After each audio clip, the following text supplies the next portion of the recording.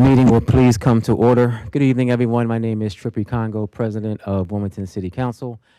And on behalf of all of my colleagues, just want to thank everyone who has joined us here in council chambers. We know that there are also public who are watching virtually, so we want to thank you as well. Today is Thursday, June the 5th, and we are going to begin with our opening prayer by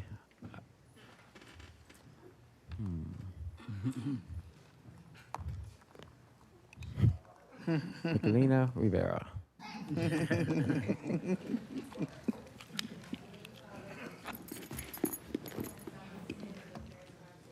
It's not on. Yeah. It's not on.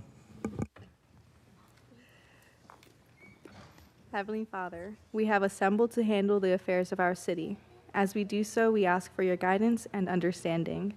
We pray that our city reaches a place of peace and safety. Keep us out of harm's way and bless those who are in authority.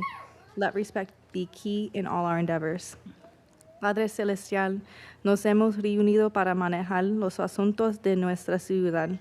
Al hacerlo, le pedimos su orientación y comprensión. Oramos para que nuestra ciudad alcance un lugar de paz y seguridad, que nos mantenga fuera del peligro y bendecir a los que están en la autoridad.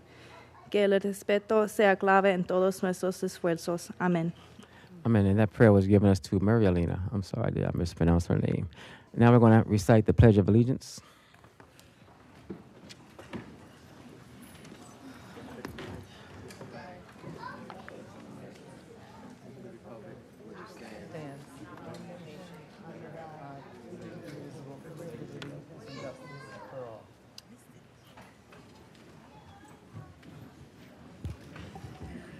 Clerk, please call the roll. Councilman Owens. Here. Councilwoman Darby. Present. Councilwoman Oliver. Councilwoman Harley. Present. Councilwoman Willauer. Here. Councilwoman McCoy. Here. Councilman Johnson. Councilman Field. Present. Councilwoman Bracy. Present. Councilwoman Cabrera. Present. Councilman Hackett. Here. Councilman Spadola. Present. President Congo. Here. 11 present and 2 absent. Thank you. Just wanted to make a note that Council Member Johnson has asked to be excused this evening. Also, just want to announce that the following legislation is being withdrawn by the sponsor. A resolution opposing the elimination of a countywide election for Newcastle County President.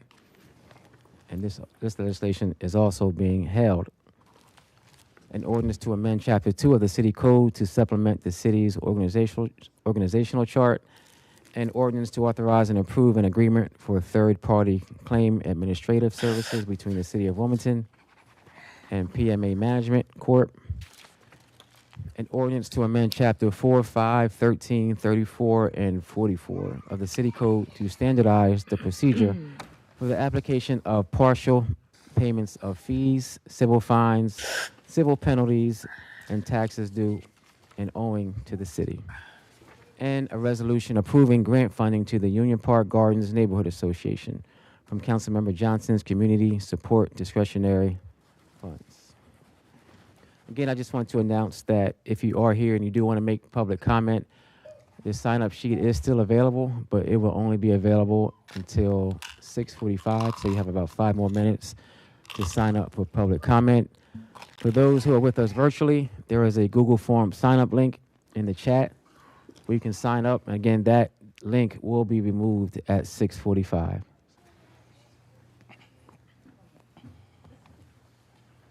At this time, we will have the reading of the minutes of our previous meeting. May 22nd, 2025, City Council met in regular session with remote participation on the above date at 6:32 p.m.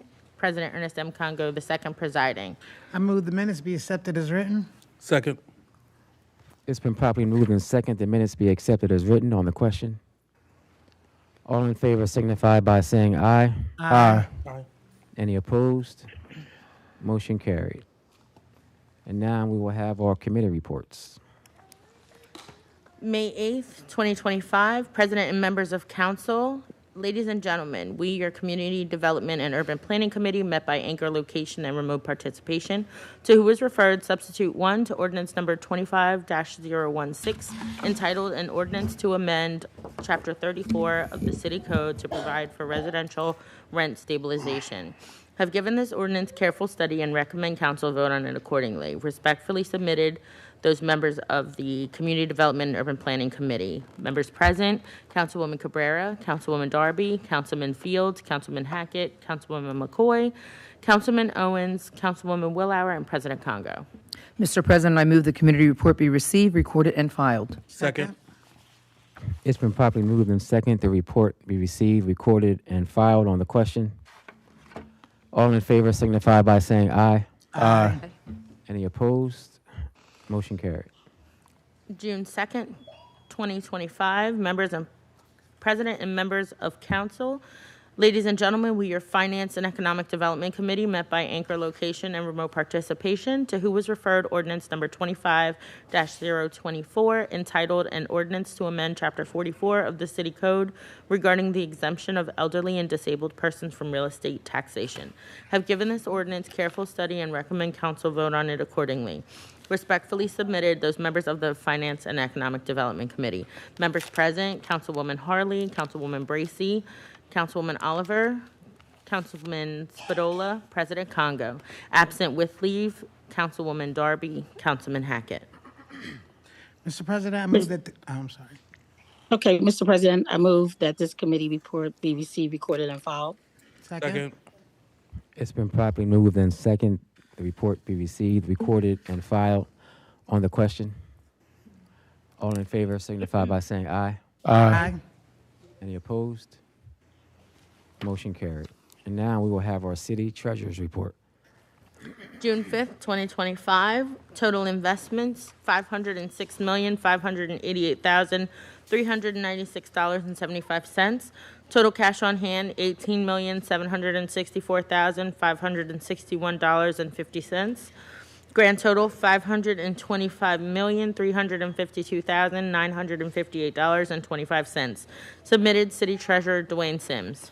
Mr. President, I move that the treasurer's report be received, recorded, and filed. Is there a second? Second. Second. It's been properly moved and second. The report be received, recorded, and filed on the question. All in favor signify by saying aye. Aye. Any opposed? Motion carried. I will accept the motion to move to accept all non-legislative business. So moved. Second. It's been properly moved and second to accept all non-legislative business on the question. All in favor signify by saying aye. Aye. Any opposed? Motion carried. Again, just as a friendly reminder, if you're in council chambers, you have about 2 or 3 more minutes left to sign up for public comment. After that, the sign-in sheet will be removed. And for everyone who is virtual, on the same time, you have that same amount of time to sign up virtually. And after that, the link will be removed. At this time, we're going to move to our recognition resolutions. Going to ask Councilwoman Cabrera to come up first, please.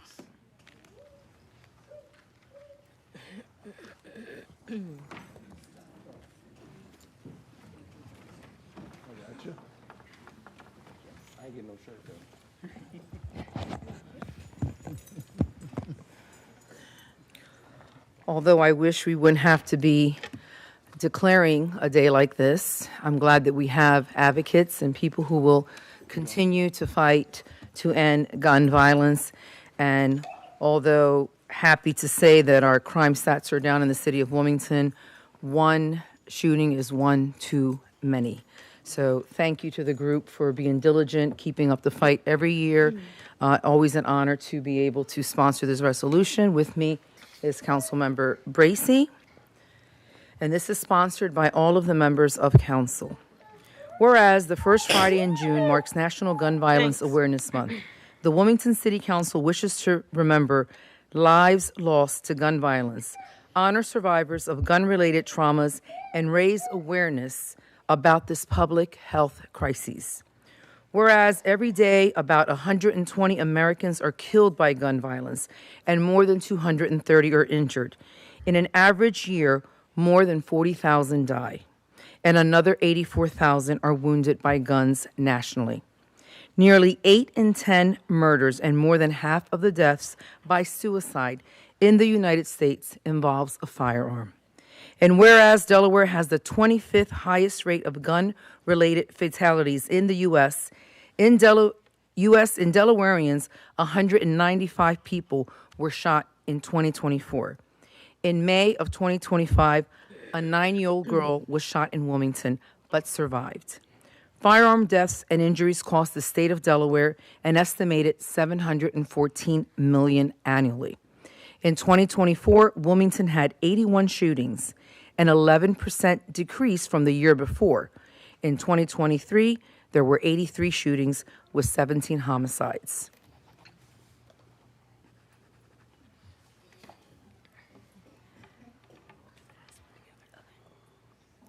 Whereas gun violence prevention is more important than ever as rates of mass shootings, ghost gun sales, and youth firearm violence remain elevated. There has been an average of 10 mass shootings per week in the United States this year alone. In the month of May, 10 lives were lost and 3 individuals were injured during a racist attack at a supermarket in Buffalo, New York. Just 10 days later, 19 children and 2 teachers were murdered, and an additional 17 people were wounded in the deadliest school shooting of 2022. Protecting the Second Amendment rights of law-abiding citizens works in concert with keeping guns away from people that should not have them. Whereas in January 2013, Hadia Pendleton, a 15-year-old African-American girl from Chicago, Illinois, was shot in the back and killed while standing with friends in a park just 1 week after performing at events for President Obama's second inauguration. Gun Violence Awareness Day recognizes the birthday of Hadia Pendleton, as well as the many other victims of gun violence and their loved ones. And whereas Hadia's friends commemorated her life by wearing orange, a color that hunters wear to be visible and prevent shooting accidents in the woods, orange is also a color that symbolizes the value of human life. On Gun Violence Awareness Day, people are encouraged to wear orange to raise awareness and to reflect on the victims and survivors of firearms. Now therefore, be it resolved by the Council of the City of Wilmington that this legislative body recognizes June as National Gun Violence Awareness Month and encourages all citizens of Wilmington to wear orange and support their communities' efforts to bring awareness to the tragic effects of gun violence and honor the lives that we lost. At this time, I would like to bring some of the ladies here, whomever would like to speak for the group, to make a few comments of Moms Demand Action. Hi, thank you very much. My name is Ann McWalter, and I'm the volunteer lead for the Northern Group of Newcastle County for Moms Demand Action.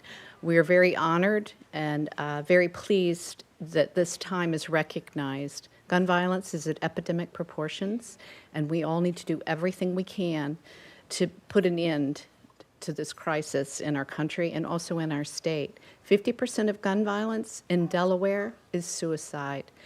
We can stop this. Gun violence is preventable. So join with us, wear orange, to show your support for making a difference. And thank you very much to the council. We really appreciate this recognition.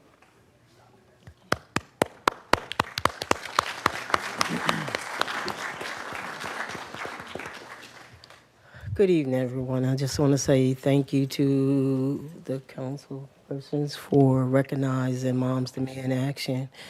But I just wanted to say something. I am a mom. My name is Robin Brinkley White, and I lost my son, Brandon Brinkley, 16 and a half years ago, tomorrow. We are not doing enough for our youth in the city, and I hope we all can pull together one day. It's not enough. I think about the way I was raised in Southbridge, from the west side, and Riverside, and we turned out okay. So what we need to do is go in these communities and do something for the youth, get them back on track, probably the whole family. But I'm just a special plea because 16 and a half years is a long time to be without my child. And thank you.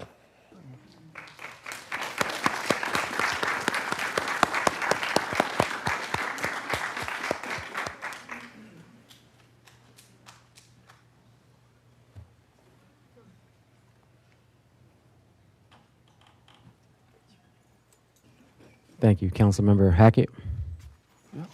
Desai, Drummond, and family, can you please come up?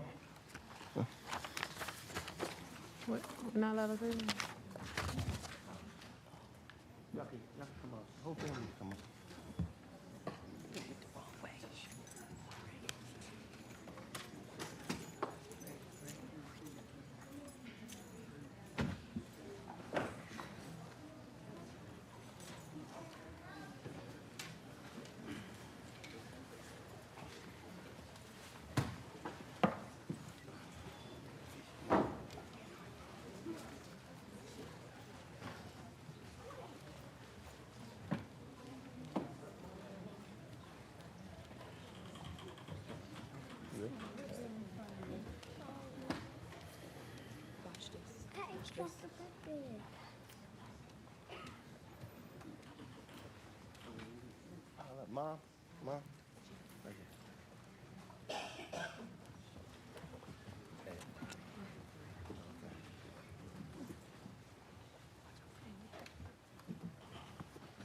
I know we got a tight schedule, so I'm going to go ahead and get started. Whereas it is the sense of City Council to honor individuals and organizations who have demonstrated outstanding achievement and deserving of recognition and acknowledgement, Councilman Alexander Hackett recognizes the 2024-2025 Gatorade Player of the Year, Appoquinimink High School quarterback, football star, Desai Drummond. I just want to, talk about this young man for a second. I watched you for the last several years. When you first got to high school, I knew you was a quarterback. You knew you was a quarterback, but you met some adversity at first as a young man. And I think, sometimes we are defined when we meet adversity, and it's like, what do we do after that? So he goes into a high school where they say, hey, listen, right now, you're not our quarterback. And they say, well, we need you to play other positions. And I think in some aspects, some people say, you know what, I'm giving up. I don't think I can move forward. I know I'm a quarterback. But this young man decided to take on different roles, whatever role the team needed to be successful. And I'll be honest with you, I think that made you who you are today and a better quarterback for Appoquinimink High School.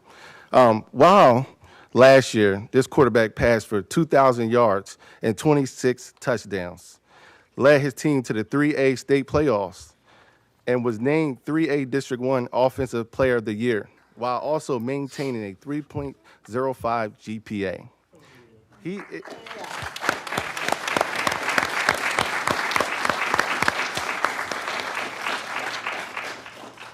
The first Gatorade Delaware Football Player of the Year to be chosen from Appoquinimink High School. Now, therefore, be it resolved by the Council of the City of Wilmington, that this council is pleased to recognize and celebrate the remarkable achievement of Desai Drummond on a well-deserved award. We extend our heartfelt congratulations. Job well done.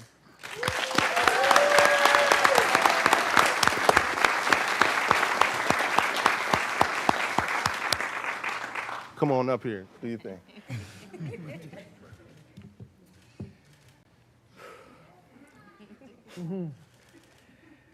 Good evening, everyone. Good evening. First, I want to say I'm incredibly honored to be here today. I want to sincerely thank you for all. I want to sincerely thank you all for recognizing me as the Gatorade Player of the Year. This moment means so much to me, not just as an athlete, but as a student, teammate, and as a young member of this community. This award represents more than individual success. It reflects the support I've received from my coaches, teammates, family, and especially people that have always believed in me. Mom, I cannot express how grateful I am for you. If it wasn't for you, I wouldn't be where I am now. You support me in ways others can't. Our ups and downs created the good days we share today, and that's why I am the young man I am today.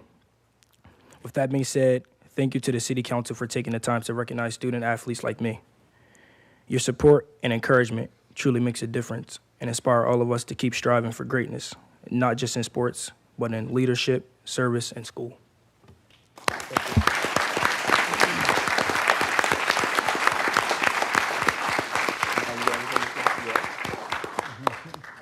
You're going into your senior year, and I just want to give you the blessing and hope that you have a successful football career, but also in the education department, you keep that 3.05 or you excel that higher, and then you go on to college and you do great things. Just, one of the biggest things I tell people that come from the city of Wilmington, these young kids today, just never forget where you come from. So I grew up with your mom and, seeing me grow up, so I'm just happy to be able to pay it forward. So thank you so much. Congratulations. Congratulations.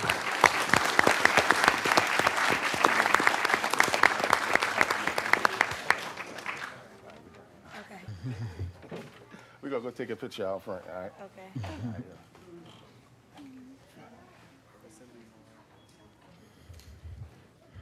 All right, thank you. In ways of other resolutions of recognition from all of council, we would like to recognize Juneteenth 2025. From Councilmember Bracy, she would like to recognize the Christina Cultural Arts Center on their 80th anniversary. From Councilmember Darby, she would like to recognize Mother Lessie Triplett on her 95th birthday and Vester Triplett on his 97th birthday. And from Councilmember Spadola, he would like to recognize Senator Eric Buckson. And as far as sympathy resolutions from all of council, we would like to recognize the sympathy resolution for Victor Battaglia Sr. From Councilmember Cabrera, a sympathy resolution for Eugene M. Julian. I would like to recognize the sympathy resolution for Kenneth Henson. From Councilmember Harley, a sympathy resolution for Verdi Mae Brinson. From Councilmember Oliver, a sympathy resolution for Cassius Malik Boston. And from Councilmember Spadola, a sympathy resolution for James B. Jim Lowell. At this time, we are going to move to public comment. As you can see, there are several people who are going to give public comment. There is a 3-minute time limit. Once you have about 30 seconds left, I will give you a friendly reminder, so please begin to wrap up your comments when I give you that 30-second reminder. There are several people who have signed up, so we're just asking that you please be respectful of everyone who has signed up so that we will... Okay, you're fine. Yeah, we'll give you an exception. So please, when you come forward, if you like, you can say what district you live in. If you live in the city of Wilmington, you don't have to, but you can if you wish. But please remember to introduce yourself. Please don't direct any of your comment towards any specific council member, but only to me as the president. And again, you have 3 minutes, so you'll have a 30-second friendly reminder. And please begin to wrap up your comments then. First, we do have people who have signed up virtually, so we're going to go back and forth between those of you who are in council chambers and people who are virtual. First, we have Deacon Earl Tate.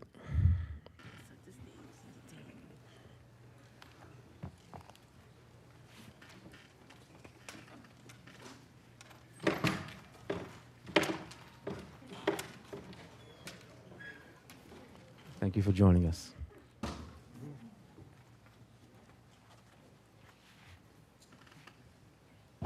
Greetings. My name is Deacon Earl E. Tate II, and I like to say that I'm here representing all of the people. I'm here representing the children first because tomorrow is their last day of school, and we want to make their summer be a nice and safe summer where they don't have to worry about getting hit, getting shot, getting killed, where they can play together and everything. And we need to make our parks safer as well as the streets. But this can only be through the participation and the cooperation of the adults as well as the kids. So we got to take a stand, and we got to take it now. Not tomorrow, not next year, but now. We got to do it. And also about the rent. The rent is outrageous. Outrageous that some of these landlords are putting on you because they act like they want you to pay for their house and everything. But first of all, they don't want to come and fix up the place when it needs it, but they want you to pay for everything. No, you don't have to pay for everything. It's signed, sealed, and delivered. That these landlords take good care of the place as well as the tenants do, because the tenants first got to take good care of their place, and the landlord got to do it also, because when you need something fixed, don't wait till next year to fix it. Do it now. If you need something in the house, don't wait till next month. Do it now, because you got to do it, and you got to do it now.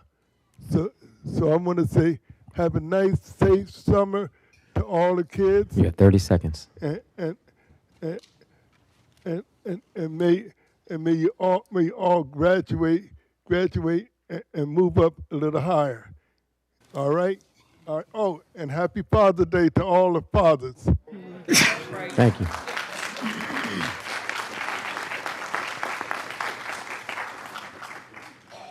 All right, next virtually we have Jeffrey Sheridan.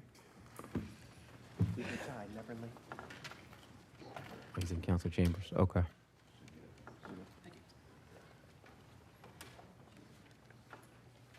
Thanks for joining us. Please remember to introduce yourself. Hello, my name is Jeffrey Sheraton. I'm the president of the Greater Wilmington Housing Providers and a resident of the 1st District. Our group stands firmly against rent control, rent stabilization, or any other policies that discourage the much-needed investment in our city. Rent stabilization is well studied, and it is a failed policy, the opposite of what our city needs. I would like to thank the administration and council members who have made or willing to make the politically unpopular decision to do what's right by our city, voting against rent stabilization. Leadership sometimes involves making unpopular decisions and telling unpopular truths. Please know that this does not go unnoticed. Our group is fully committed to working with the administration and any member of City Council to explore policies to increase the supply of quality rental properties in our city. I know this issue is polarizing, and there are a lot of tenants and tenant advocates who are frustrated, and I think your frustration is well-founded. Some good residents are paying rents that are too high, and you are living in substandard conditions. It's not okay, and you deserve better options. I'm not going to stand here and tell you that every landlord in business is good, or even decent for that matter. However, despite what some of our elected officials may tell you, the solution to bad landlords will not be found in new legislation, rent stabilization, or otherwise. The solution is to create an environment that encourages good landlords to invest. We must remove the barriers to investment, not create new ones. Bad landlords need to face consequences from good landlords. Our city needs good landlords to flood the market to push out the bad actors. There are a lot of excellent landlords here tonight that I would be happy to introduce any one of you to. They are here today putting in the work to provide quality, affordable housing. If you're a tenant and you're stuck in a tough situation, I would encourage you to come talk to one of us. I'd be happy to connect any one of you with a good landlord in our group that has housing available. Excuse me 1 second, Mr. Sheridan. We're going to ask everyone to please be respectful for everyone else who is giving public comment. Everyone who has signed up will have an opportunity to speak, but please be respectful. Thank you. Thank you. I would again like to thank council members who will be voting against this legislation tonight. If any of you are still on the fence, I would encourage you to vote no and work with good landlords to reduce the cost of rent by increasing the supply of quality, affordable housing instead of implementing a policy that will surely take us in the other direction. Thank you. Thank you. Next in council chambers, we have Dwight Davis.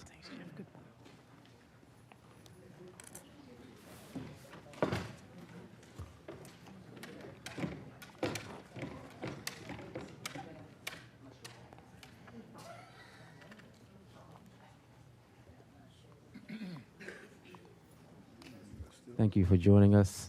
Please remember to introduce yourself, and I'll give you a friendly 30-second reminder. Where did I put it in my hand?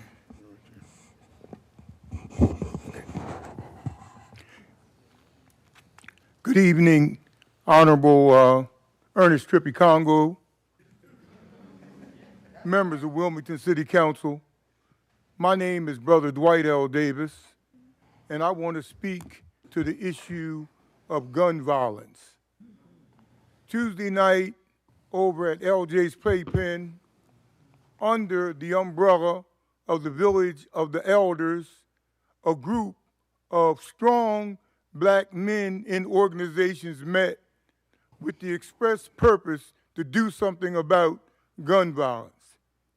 What they didn't know at that time was that in May the 1st of 2025, Governor Matt Meyer has signed an executive order number 9 that created an Office of Gun Violence Prevention, which is housed in the Office of Homeland Security. What they also didn't know, that there are great sums of money available for us to apply for to begin to do the work in the city of Wilmington. Expressly, the money that's available came in 2021 at the rate of $1.8 billion, and in 2025, there was another $1.1 billion under the American Rescue Plan.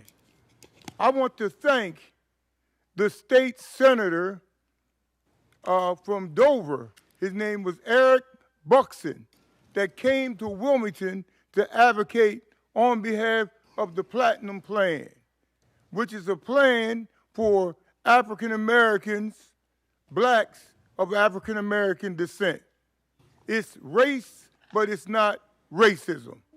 So I want to say to those who were at that meeting that we are going to meet it sooner rather than later and reach out to the Homeland Security and reach out to Matt Meyer, and so that we can get some of those billions of dollars that are tucked away that they don't want you to know that they even exist.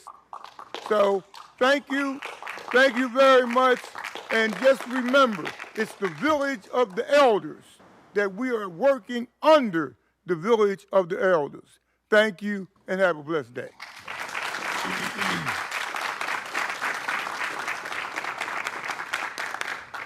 Thank you. Next, virtually, we have Val Gould. WITN, if you see Val Gould. Yes, I am here. Thank you. Thank you for joining us. Please introduce yourself.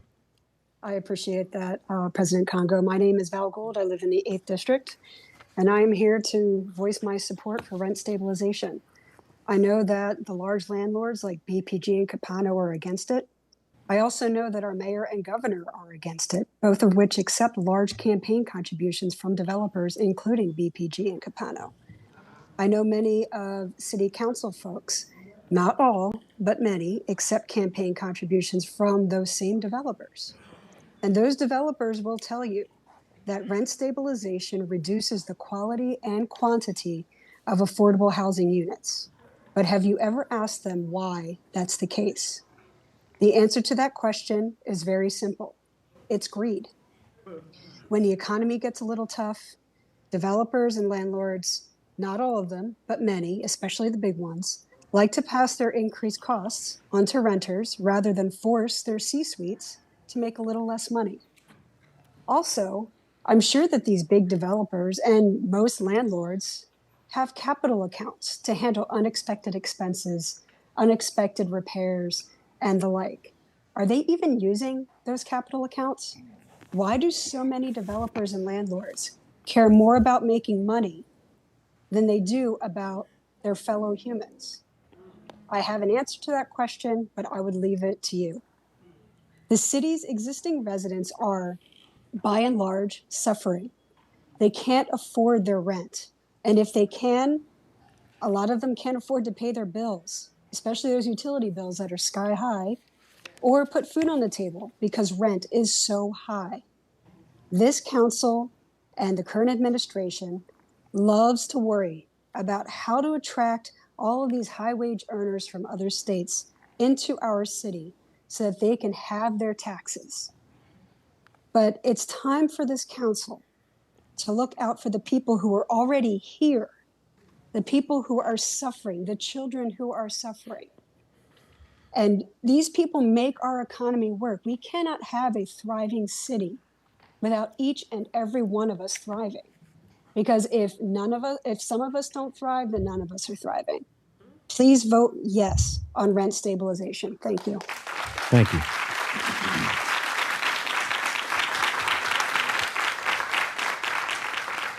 Next, we have Lyric Miller.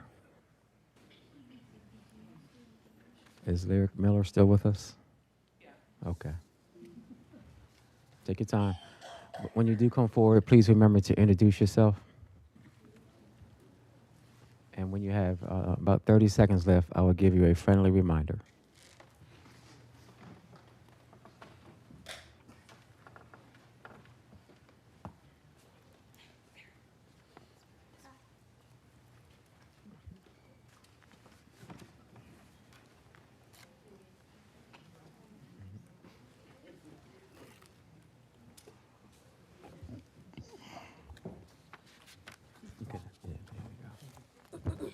Hi, I am Lyric.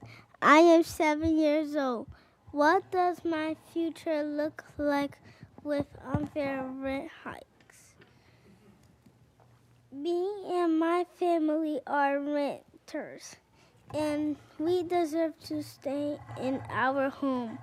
I want my city council members to vote yes to make rent stable. Thank you.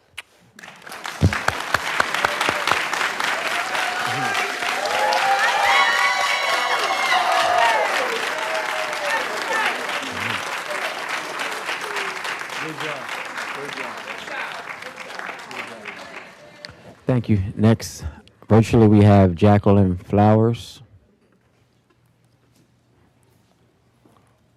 Okay, she's in chambers with us.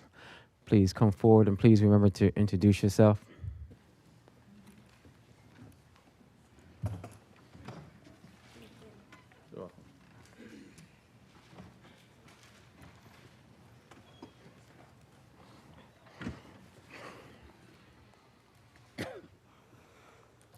Good evening. My name is Jacqueline Flowers, and I will speak on behalf of myself and my husband, as he is away on military duty. Good evening, members of City Council. I appreciate you allowing me to speak tonight and ask you to vote no on the City of Wilmington Rent Stabilization Ordinance. I say this boldly because your proposition to take away my rights as a property owner and a small business is unjust, unreasonable, and will do more harm than good to the root problem you intend to solve. I am a very proud Wilmington resident in District 8. I also work in Wilmington at EDIS Construction, my family business. 2 years ago, my husband and I started our own rental business here in Wilmington. So please don't underestimate how much I want our city to thrive, as I absolutely love this community. We are thrilled to sign our third renewal for our original tenant this month. As a small landlord, we could not be happier. To give context, we listed our home at market rate and immediately received several offers, all of which were qualified. We have never raised our rent more than 3% and have accepted all cosmetic changes and upkeep requests by our tenants. If this ordinance passes, this will Ms. no Flowers, longer hold be... on 1 second, please. Hold on 1 second. Again, I'm going to ask you that you please respect who is giving public comment. Please give everyone the same respect that I'm going to afford to you when you give public comment. Thank you. Thank you. If this ordinance passes, this will no longer be the case. We will need to maximize our increase and decline unnecessary changes in the case that an emergency arises. An emergency that you will now review and tell me if it's sufficient, taking away my constitutional right to make this decision on my own. Unfortunately, these are not the only unintended consequences of this ordinance. There is also a massive problem for renters. My rental property will become much more desirable, and you will see an even greater decrease in rental properties if this passes. As a business owner, I will accept the applicants with the highest salary and credit scores. This will dehome hard-working renters who deserve a great place to live and will be pushed out by wealthier competition. On top of all of this, this ordinance will also stop us in our plans to further invest in the city by expanding our business in Wilmington, and we will look elsewhere. Finally, I have listened to both sides, and I thank you for sharing your experiences. We have grouped two different issues together, which will not help us solve the intended problem. These unbearable living conditions you have spoken about are licensing and inspection issues that I agree You have 30 need seconds. to be fixed immediately. Still, rent stabilization will not solve this issue. It does not address living conditions and has been proven to show decreased landlord upkeep. This ordinance is a disaster for entrepreneurs, small landlords like myself. You have 10 seconds. I've invested in our city by living here and having 2 businesses here, not on accident, because I want our city to thrive. So please vote no. Thank you. Thank you.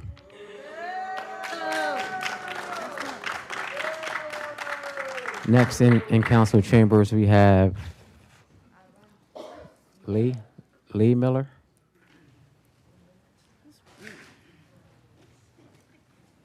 I'm not sure if I'm pronouncing the first name I think, right. correctly.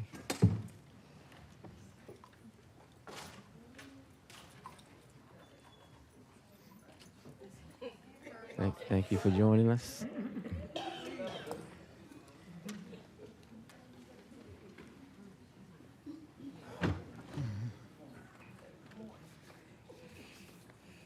Please remember to say your name first. Hi, I am Lee. I am in first grade. If our rent goes up too high, me and my family may have to move, and I may have to leave my school. I can count on city councilor members to show up for children like me. Will you vote yes to keep rent stable? Thank you.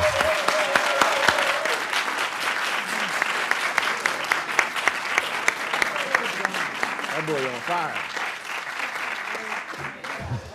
Thank you. Next virtually we have Shane Pezic.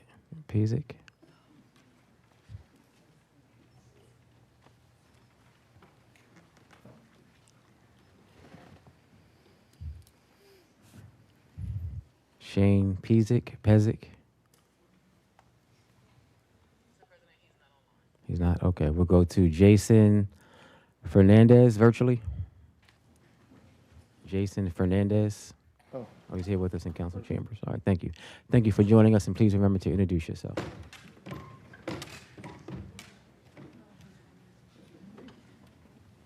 Hi, my name's Jason Fernandez. I'm a local property manager and landlord in Wilmington City.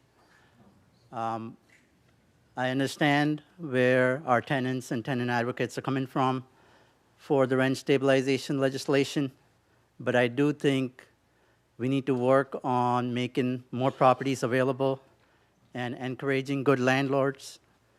I've reached out to some council members about my issues with the city about getting permits, getting delayed in permits, and even though I've fixed properties, my property don't come off the vacant property list. We've put thousands of dollars into vacant properties to try to make it a home for families in our community, but we get billed vacant property fees even though they're not vacant.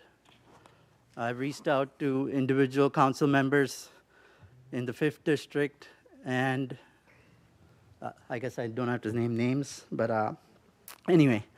So I'd rather the council work on removing roadblocks for good landlords and to improve inventory rather than rent stabilization. I encourage all our council members to vote no. Thank you. Thank you. Next in council chambers, we have Diana Acevedo.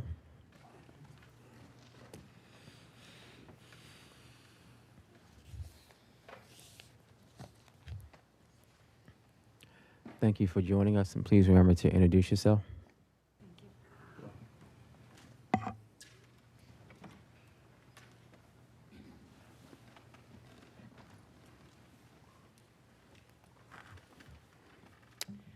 Good evening, council members. I'm a little under the weather, my apologies.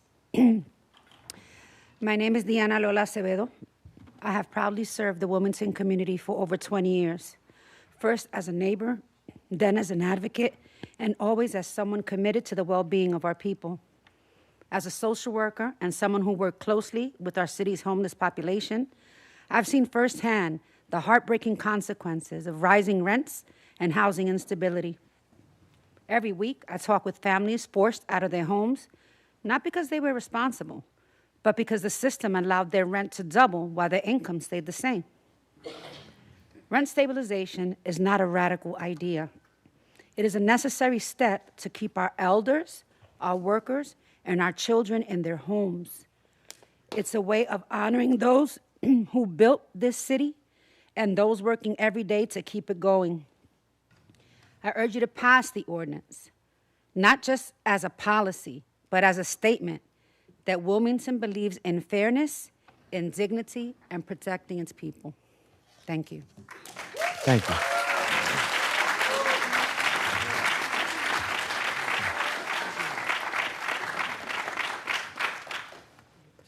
Next, virtually, we have Aaron Gallagher.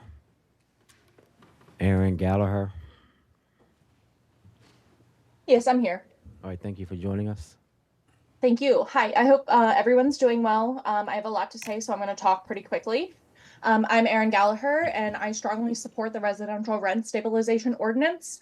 I've worked downtown for the last 8 years and rented in Trolley Square, which is District 8, for the last 6, until recently when I had to move because I couldn't afford rent anymore on a single income. I earned around $70,000 last year in 2024, which most would consider pretty good. But between student loans, medical expenses, pets, inflation, and the rising cost of living, rent hikes pushed me out of my apartment and the community I've loved for nearly a decade. I also have to commute an hour for work now, which really sucks. My rent went up about 6% each year with Westover, which doesn't sound outrageous, but it added up over time and became unsustainable. I'm not even close to the hardest hit. A quarter of city residents live below the poverty line, while average rents are between $1,500 and $1,900, and downtown saw a 23% spike in the median rent in April of this year alone.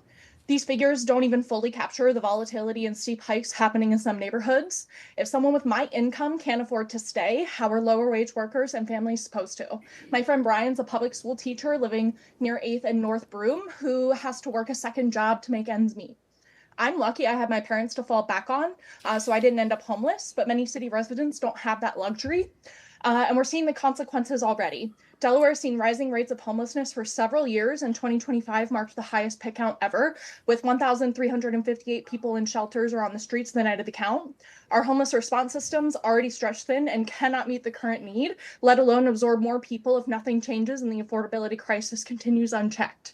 Some will say it'll discourage development or drive landlords out of business, but let's be clear, this isn't a blanket rent freeze. It's a targeted, reasonable policy that allows for fair increases while protecting tenants from sudden destabilizing rent spikes.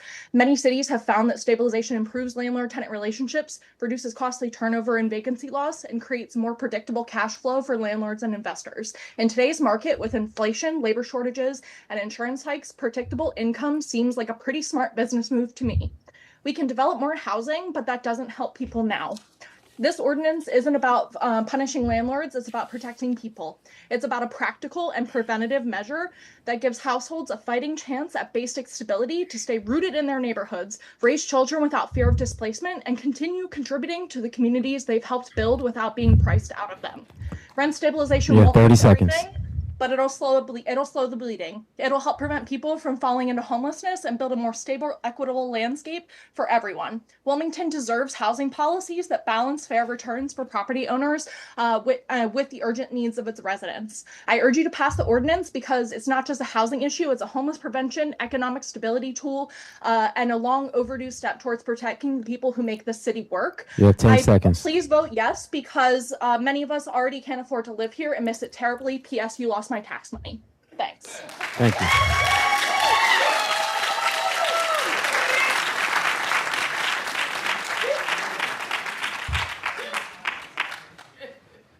Next, we have in council chambers, we have Jason Longo.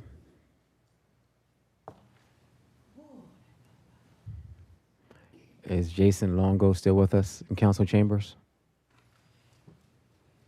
All right, we're going to move to Rob Bullock. All right, thank you for joining us. Please remember to introduce yourself.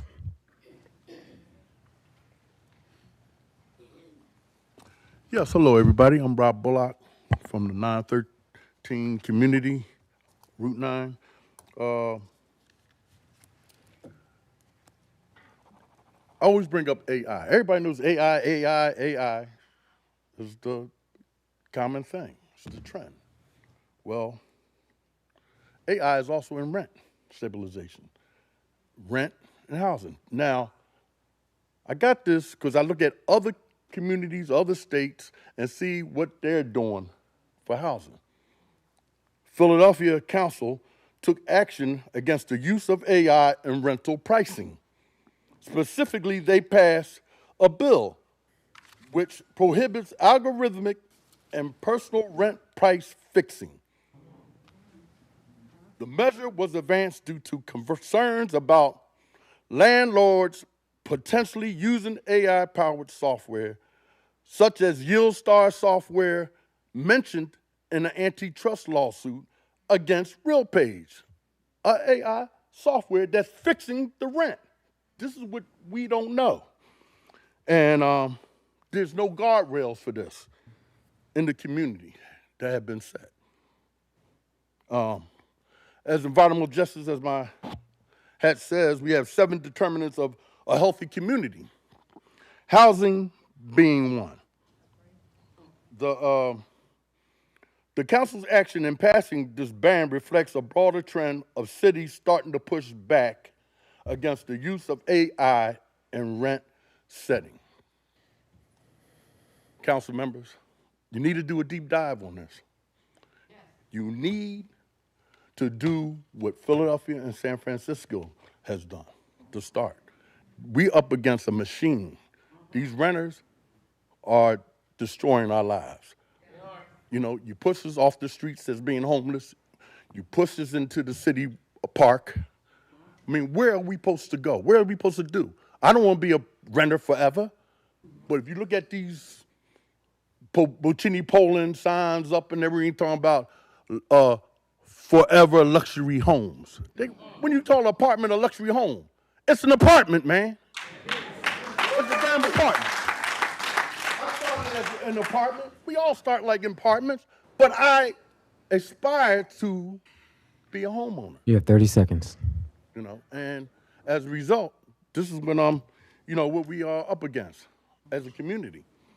So, thank you, and I say no rent stabilization, no peace. Thank you.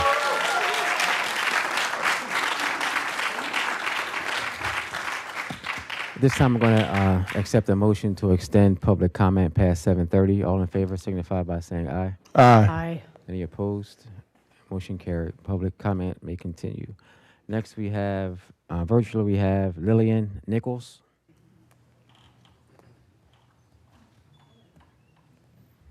Thank you, Mr. President and council members. My name is Lillian Nichols, and I am a small landlord in the city of Wilmington, and I'm urging council to vote no on this measure. I agree with what folks have said this evening. Yes, rent is in fact too high. However, there are us landlords out here that are good landlords, and we're being caught in this trap of trying to weed out the bad actors in this very real situation of people's lives and livelihoods, of where they lay their heads at night. I would ask both sides to consider the folks that, yes, rent is too high. And then there are those of us that are out there that are investing, taking our hard-earned dollars, buying places, fixing them up, and trying to put as many as we can in service so folks can have a place to live. It's not us against them. We're all working towards the same situation. I got into this business not because I thought I was going to become a millionaire. but I wanted to take the blight out of the neighborhoods that I had grown up in. And in the process of doing that, I was able to help folks have good, clean housing. I've had tenants that have been with me for 10, 15 years, and I do everything I can not to have to go up on their rent. But when my costs go up, I don't have a choice but to increase my rents. And as someone said earlier, I don't increase my rents by 200-300. I increase them maybe once a year, and in some cases, I haven't increased them in maybe 5 years. The entire time we were in the pandemic, I didn't increase any of my tenants' rents because I knew we were all struggling and doing this together. So in the process of us trying to figure this out and keep Wilmington a place where we will continue to invest in and our fellow citizens will continue to live, I would urge council to vote no on this measure to give everyone an opportunity to do things as not as they see fit, but that could benefit both sides. Thank you, and I yield the remainder of my time to the chair. Thank you. Next, we have Dora Williams.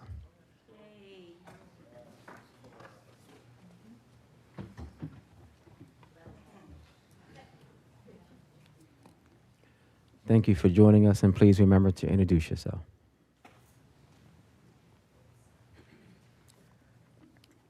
Good evening, everyone, and I'd like to thank City Council for this opportunity.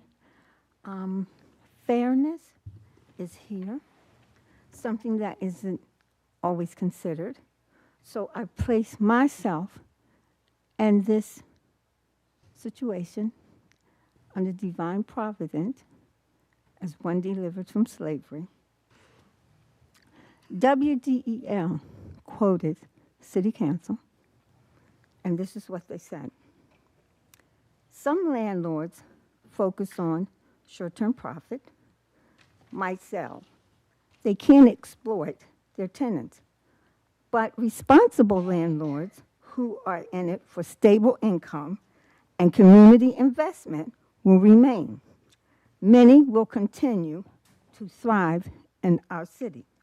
This is about working class, middle income class residents, the backbone of the city, are being priced out of their homes year after year.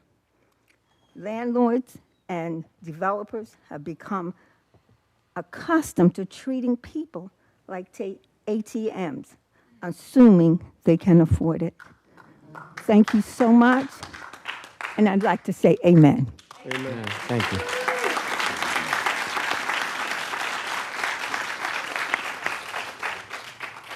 Thank you. Next, virtually, we have Cheyenne McGowan. Can you hear me? Yes, we can hear you. Okay. Thank you. Hello. I just want to emphasize and echo that this is a real issue. Our advocacy has not been talking points, just thrown out and about for people to blindly follow. This is not anyone jumping on a bandwagon or being puppeteered. These are your people, the people you trusted to elect you, people with unique stories, perspectives, and reasons for coming here and being vulnerable. It's people rising up because they have had enough. If this isn't enough to tell you it's time, then I don't know what will. There will always be opportunity for development and the chance for building affordable housing, but there is no time to wait for this. We cannot afford this issue to go on. Absolutely no one can. Not landlords, not tenants.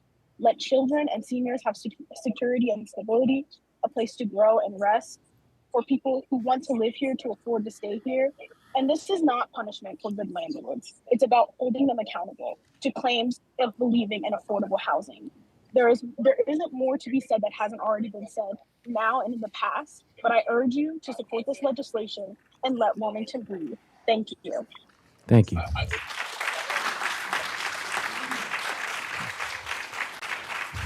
Next, we have Sylvia Price Mercer. Thank you for joining us.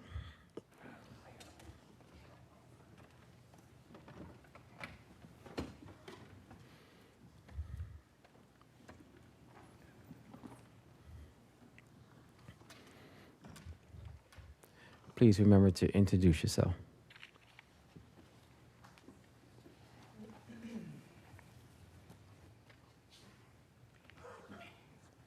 Good evening, everyone. My name is Sylvia Mercer Gorman, and I moved here, and I'd also like to say I'm 81. I'll be 82 come August the 2nd. I'm a senior that has a lot of pride, and I moved here from Philadelphia, and when I moved here, my rent was $14. And all I could hear before I came here was how great Wilmington was in Delaware to move. And as a senior, I moved here with Social Security. So where I'm living at, it was $1,400.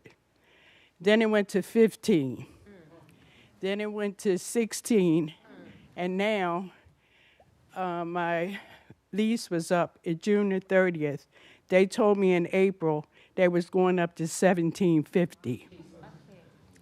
So I'm here to say that through my age and working hard and my Social Security, they're taking everything from me.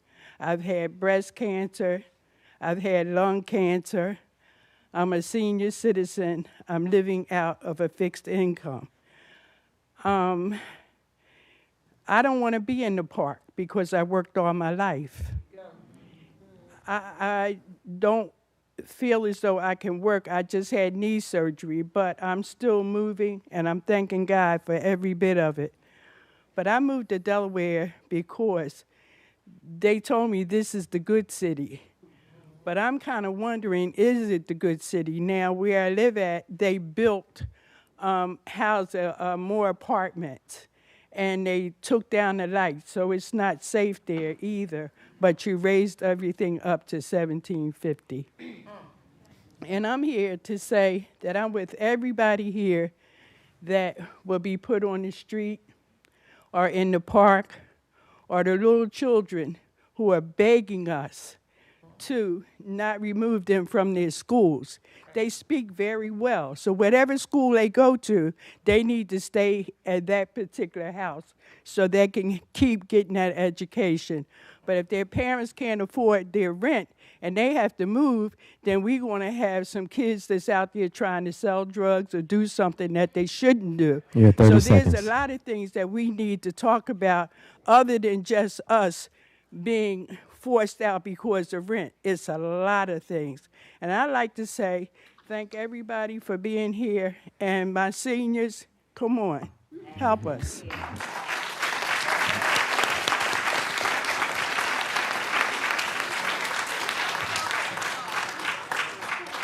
Thank you. Next we have Lourdes Rivera.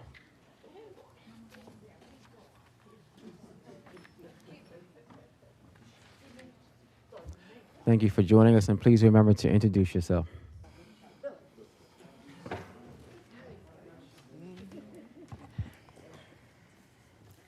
Good evening. My name is Lourdes Rivera. I'm a homeowner here in Wilmington, and I'm here to say I support rent stabilization 100%. I have seen too many people get pushed out of their home, not because they did anything wrong, but because the rent went up too high, too fast. And they are not for family with children, seniors, and people with disability, and many other people. People who have lived here for many years. Rent stabilization is not a punishment, it's a standard, one that good landlord already meet. I may own my home now, but I was a renter before. I know how hard it is when the rent keeps going up and your income doesn't go up. We feel stuck, we feel afraid, there's no way to live here in Wilmington anymore. Rent stabilization is no extreme, it's common sense. It helps working people stay in their home. It gives family a little peace and stability. I'm asking you to vote yes on rent stabilization for fairness, dignity, that's all for all of us. Todos merecen un hogar donde puedan vivir con respeto y dignidad.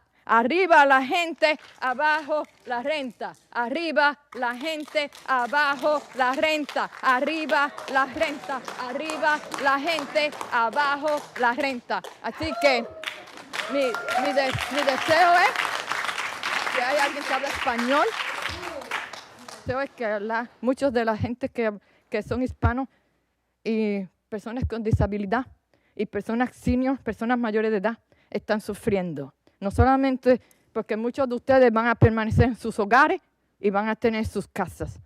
Yo tengo la mía, gracias a Dios, pero yo estoy viendo mucha gente sufrir.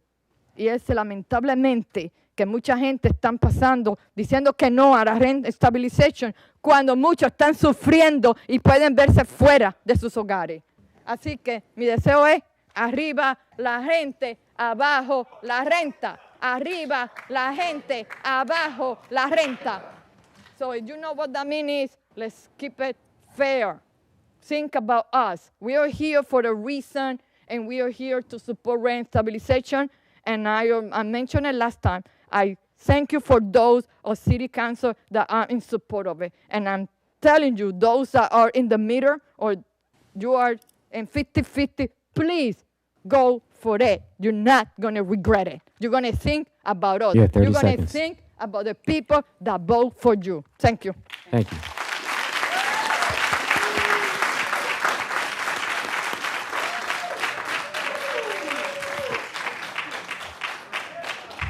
Next, we have Alexis Windward. Alexis Windward.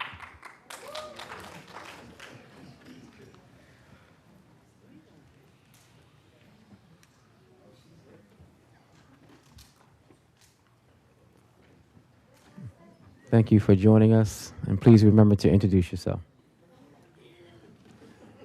All right. Hello, my name's Alexis. I live in District 5 in Cool Springs. Absolutely love living in my neighborhood here in Wilmington. I just want to share my story and why I support rent stabilization. I work over at The Queen, which is right on Market Street. A lot of you might be familiar with it. It's a very historic, old building in Wilmington. And we're like a very staple part of the community here in Wilmington. We work with a lot of local musicians, a lot of local organizations, and when you allow rent to inflate the way that it has, you price out workers like me who would like to live and work in the city and build up our community. If we don't have rent stabilization, I will have to look into other markets to work, such as Philadelphia, and I will have to work for a very large corporation like Live Nation. And that is absolutely not what I would like to do. I love the Queen, I love Wilmington, and I love building up our community. I also just wanted to say that landlords losing their investment money has absolutely nothing near the way that people are actually losing their homes and losing their like health, their wellness, having to live on the street. It's not even comparable. And I just hope that the council recognizes that and that you understand that our community being bolstered and stable and secure will help to stop crime raising and will help keep our city, in our communities growing. And that's all I have to say. Thank you.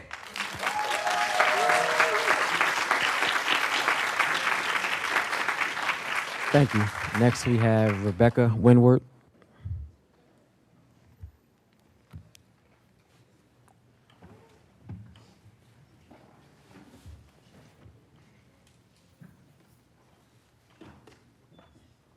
Good evening. My name is Rebecca Windward, and I'm here tonight because I believe that housing is a human right and that right is not being protected in the city of Wilmington. Wilmington renters are being priced out and forced into homelessness because landlords are allowed to raise the rent as much as they want without any reason. Voting yes for rent stabilization should not be controversial. Those who oppose rent stabilization say that the good landlord would be punished. But if these landlords are as good as they say, if they don't raise their rent unnecessarily, if they don't raise their rent more than 3%, then rent stabilization should not impact them. They complain that the economy is hard for them too, but it's hard for their tenants. Costs are rising for everyone, but only landlords get to pass that burden along to their tenants who are already struggling. Additionally, implementing rent stabilization does not mean other actions can't be taken to improve housing in Wilmington. We can do this while increasing the supply of affordable housing. It's not one or the other. Rent stabilization does work, and I implore the city council members to make the common sense vote in favor of rent stabilization. Thank you. Thank you.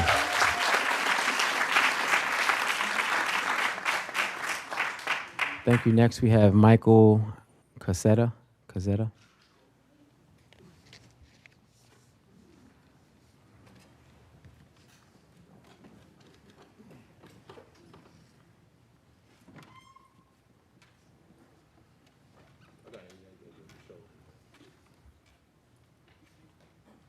Thank you for joining us, and please remember to introduce yourself. Please watch your step once you get to the podium.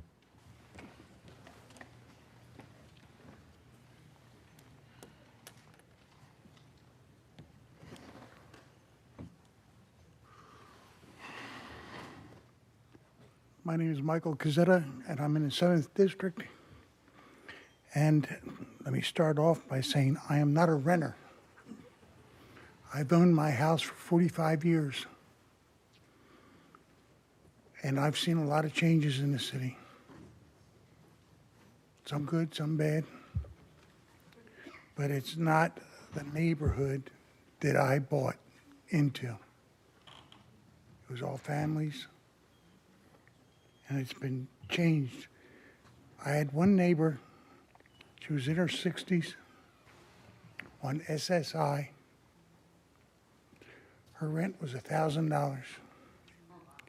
She had to borrow from her sister every month just to pay that. She got a 50% increase. So she had nothing to do, but what was she supposed to do? And fair market value is bull. I'm sorry. It is. That is because what happened is she had to move in with her sister, and she and her dog moved there, and she had to live in one room because the sister's dog did not like her dog. So she lived there, and it took her 2 years to get a placement. And that placement right now is out there on Delaware Avenue and Pennsylvania Avenue. She does not feel safe in. And the problem with all this is that you're not caring for the people. Okay, everybody's got hard times. But I don't have a choice of going to the government and saying, raise my Social Security.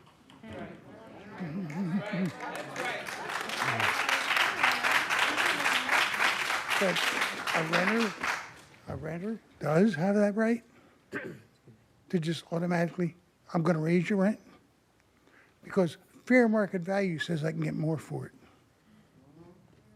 And out in the street you go. That's why I believe that there is not enough housing in this city. There's not enough housing for middle class and poor in this city. And so this is just another way of protecting them. And it also doesn't let other people just come in and just wipe out the neighborhood. And that's what's happening. You have 30 seconds. This is stabilization. It's not punishment.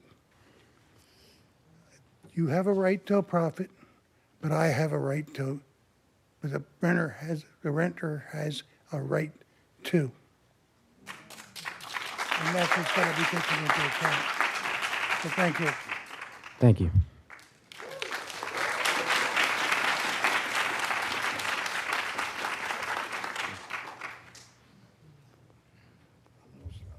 Take your time.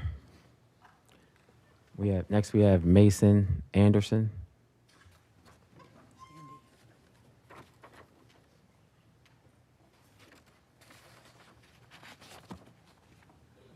We do have several more speakers, so I'm going to call a few speakers at a time. I'm just going to ask that once your name is called, if you can line up along the wall to my left. After Mason Anderson, we have Daisy Rivers and Ann Aviles. So I'm going to ask for Daisy Rivers and Ann Aviles to please come forward. Thank you for joining us. Please introduce yourself. Hi, my name is Mason Anderson. I've been a resident of Wilmington for my entire life. I'm here to speak about the rent stabilization ordinance. I'd like to remind everyone that buying a rental property is an investment, and investments are unfortunately not guaranteed to produce a profit. And that is the only argument I've heard against this bill. The idea that this bill could stop landlords from gaining a profit is what all of these arguments come down to.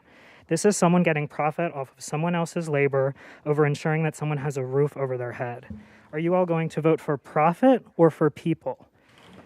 Plus, if you read the bill, it's clear that appeals can be submitted for financial hardship.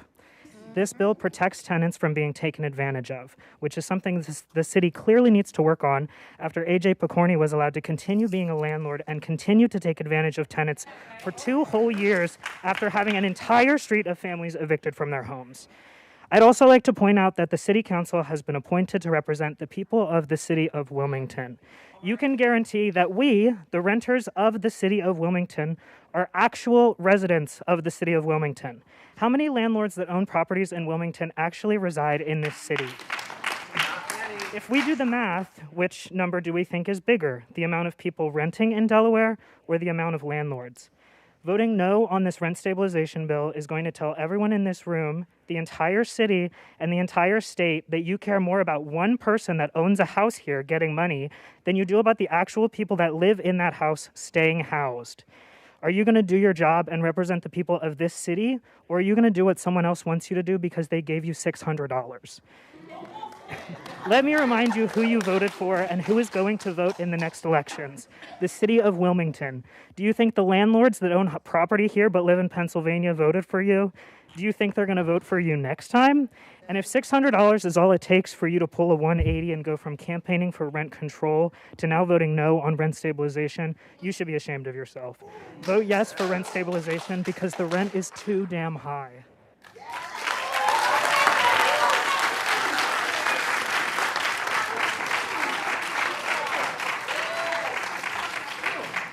I'd like to recognize Councilmember Oliver, who was with us virtually. Please introduce yourself. Thank you for coming. Hi, my name is Daisy. I live in the 6th District. We, the renters of Wilmington, are here because the rent is too damn high. And I want to remind City Council members and landlords that we are not dumb and we are paying attention. Need I remind you that buying out city officials for votes is corruption? And we, the people in Wilmington, know that this isn't the only issue in this body where corruption lies. Yes. We are here to remind you of who you work for, who votes you in, and who will hold those accountable. I strongly advise the council and all officials set to vote on this bill that no matter the outcome, the people are awake and we are angry. Angry at how hard it is to receive breadcrumbs of justice and rights from you. If anyone sitting here and online decides to vote against this bill, it will tell the people of Wilmington that our lives and our safety does not matter to those sworn to speak for us. Sorry. This impacts our most vulnerable communities, and what we are fighting for is shelter, a human right. The City of Wilmington, with thanks to Mayor Carney, has been gearing up to criminalize homelessness with sweeps happening on a regular basis. What do you think happens to Wilmington residents when they no longer can afford shelter? We see the patterns of gentrification.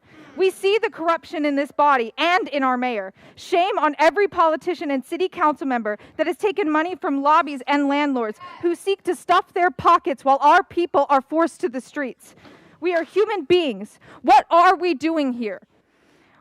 We deserve affordable housing. We deserve safe shelter. We're now listening to threats of disinvestment in our community that landlords won't upkeep rentals if they are told they can't take advantage of us anymore.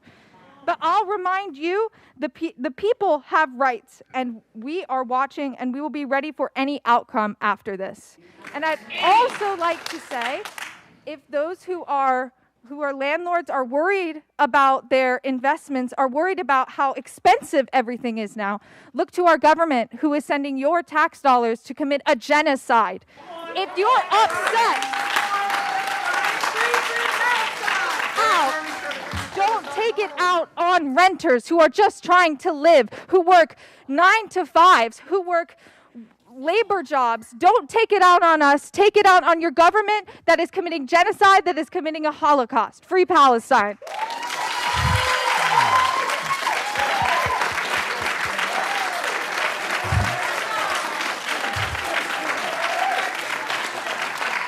I'm going to ask that Brandon Fletcher and Cheyenne Miller please come forward. Brandon Fletcher and Cheyenne Miller. please come stand against the, by the TV, by the monitor.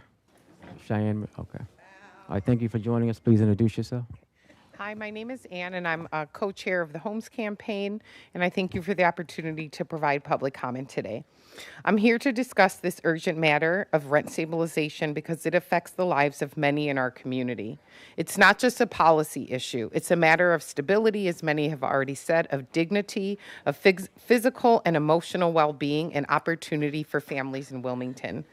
In the past decade, Wilmington has seen an increase in housing costs. According to recent studies, the average rent has risen by 40%, but wages have only increased by about 10%. This gap has created a crisis that must be addressed. Families are struggling to afford basic necessities while facing the constant threat of eviction.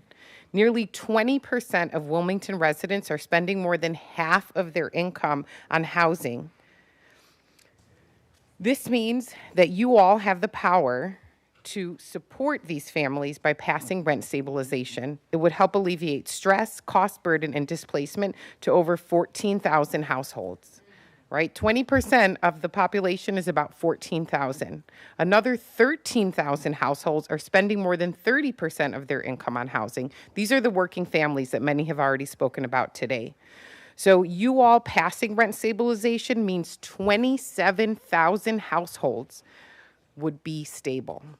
All right, so I want you all to understand. I understand people are coming up here and saying the harm it will do. Think about all the beauty it will bring, all of the stability that it will bring to families. According to Rutgers University economist Mark Paul, because a lot of people are saying it's about the economy, this economist at Rutgers says that rent stabilization is not about restricting landlord profit. It's about limiting the ability of landlords or corporately owned property owners from raising rent so high that it prices people out of their homes. The burden too many renters are experiencing leaves little money for education, healthcare, or even food. Further, Wilmington's eviction rates are some of the highest in the nation. Each eviction displaces a family while also disrupting job stability and educational attainment for children. Eviction contributes to homelessness. In Wilmington, as we heard earlier, over 1,000 individuals are experiencing homelessness on any night. This is a horrible situation, but it's one that you all can fix through responsible rent stabilization policies that protect tenants from extreme rent hikes and provide them with the security that they need to thrive. You have 30 seconds. The current efforts to build affordable housing are important and necessary, but renters can't wait. The $4 million that the mayor just passed is very appreciated, but based on my math, and it came from you all, it only creates about 15 to 30 units. The money from Bank of America, You have 10 seconds. very much appreciated, would only support about 5 units, but we are short 20,000 affordable units. How long are people supposed to wait? You all have the opportunity to give elders a peace of mind, to allow them to comfortably age in place, and together City Council can make Wilmington a place that protects families from eviction, reduces homelessness, and creates stability for its residents. Thank you. Thank you. Council President, I'm not sure. We have 500, oh my gosh, sorry, blank brain. 500 postcards for Councilwoman Cabrera. I know she had to go, but we just want her to know her residents would like her to support rent stabilization. So should I give these to you? I have one of our staff come and get them for me. Thank you. Thank you so much. Yes, Thank you. 502. Thank you. Thank you.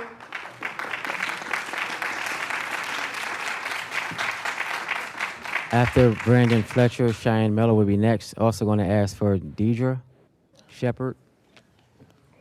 Good evening, Council President. My name is Brandon, and I'm here to urge the Wilmington City Council to vote yes on the rent stabilization ordinance.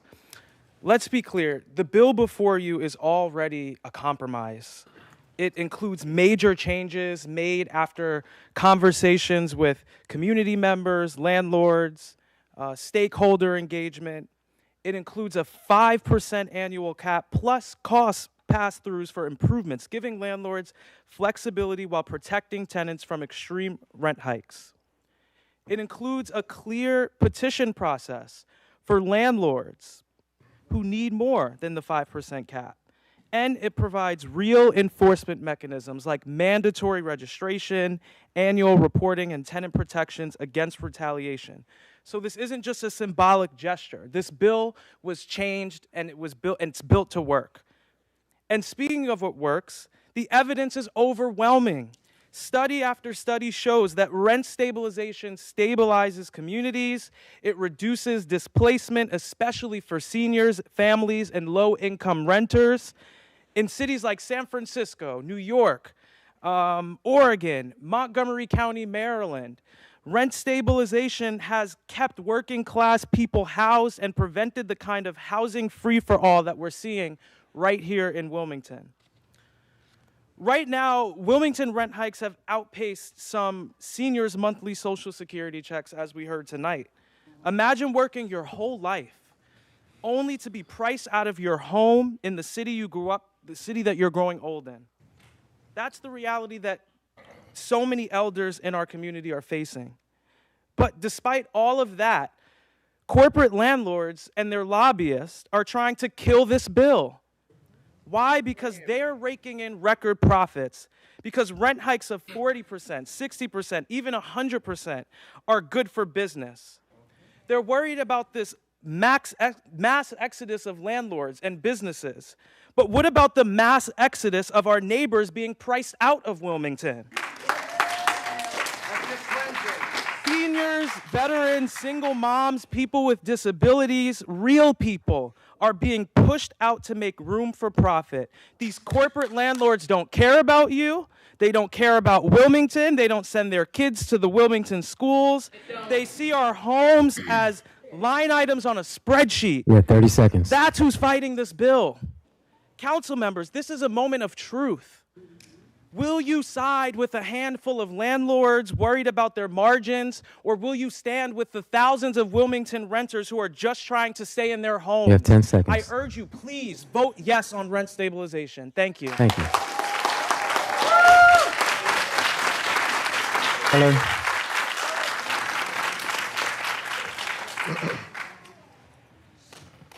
Is Deidre, I'm not sure if I'm saying the name correctly. Shepherd, okay.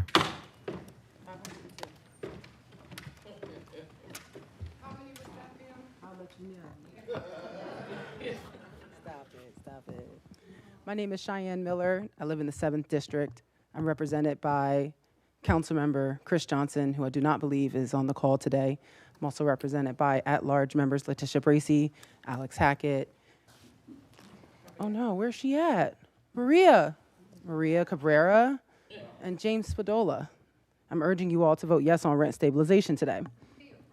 Now, I want to talk a little bit about the fact that there's been a lot of changes to the legislation, significant changes. I'm not trying to steal your thunder, Shanae, but I want to say it out loud so that it's said to everybody here in nice, plain language that the changes to this legislation were made so that we could be fair to landlords in a way that I hope that they would be fair to us. They're going to allow, instead of it being 3%, up to 5%. They're going to change it up to that, right? They got to vote on this, right? And that's a big deal to make sure that you guys can have that change. I hope you support it.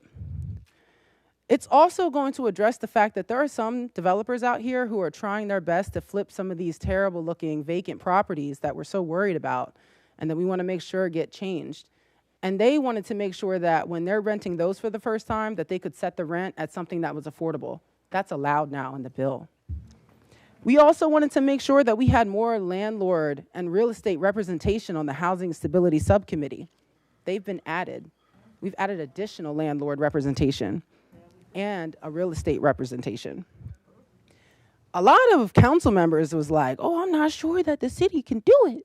The city can't do this. And so one of the issues that was addressed in these changes that I know that you all received was that license and inspection can collect documentation on the base rent, meaning that license and inspection can actually take the lease that is signed so they can look and see what the base rent is. And they can also collect the documentation of bank ledgers and all the other things that they will need to be able to ensure that they are actually following the law. That really matters. This bill will also make sure that it gives them 6 months to change over and add any new procedures, any new documentation, any updates they need to make, because the city needs time to implement the law. We also are going to make sure that Department of Land Use is going to be able to respond timely to the request, because when a landlord does need to raise the rent beyond 5%, we want to make sure that they get an answer quickly from the city. 10 days is how long the city will have to give them. We also are making sure that there is a complaint process so that landlords and tenants who don't like the decision from the city to raise the rent can go back and say, you know what, I don't like that, and here's why. And then finally, the recommendation to make sure that this legislation is actually reviewed every single year, that we're looking to see that it's working for the people so that it can change whenever it's necessary. I hope that you all vote yes on this legislation. You have absolutely no reason to not do.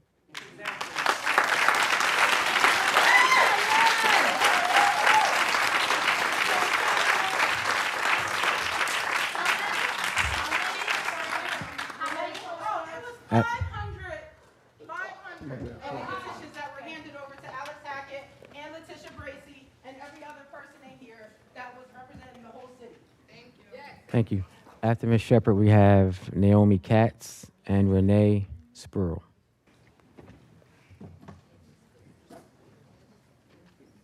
And thank you for joining us, and please introduce yourself.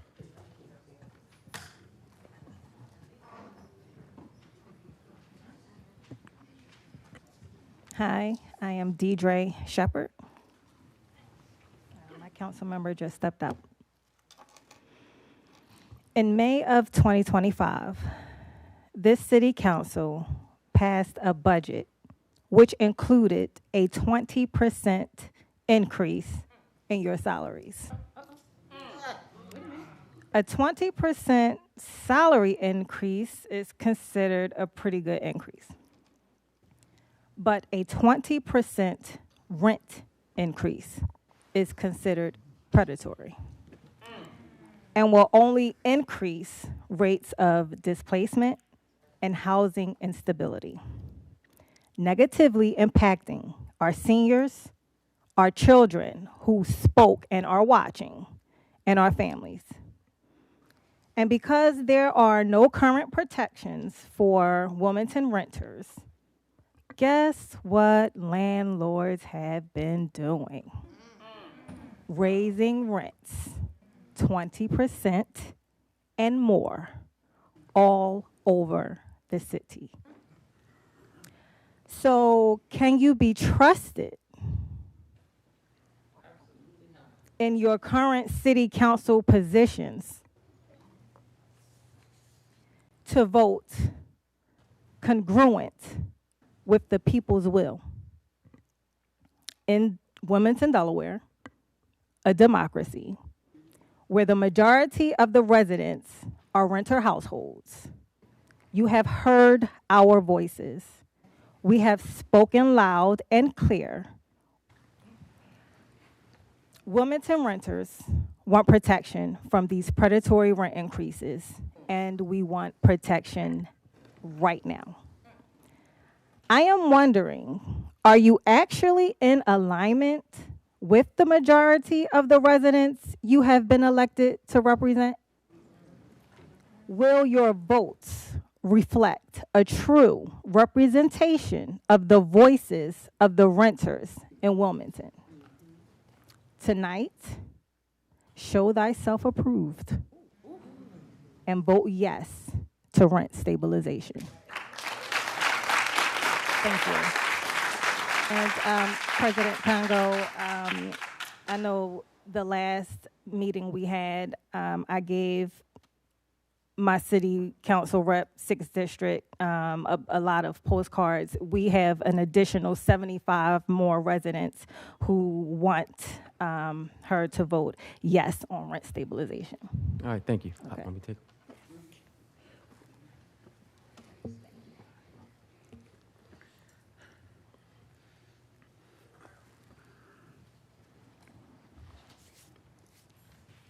Naomi Katz.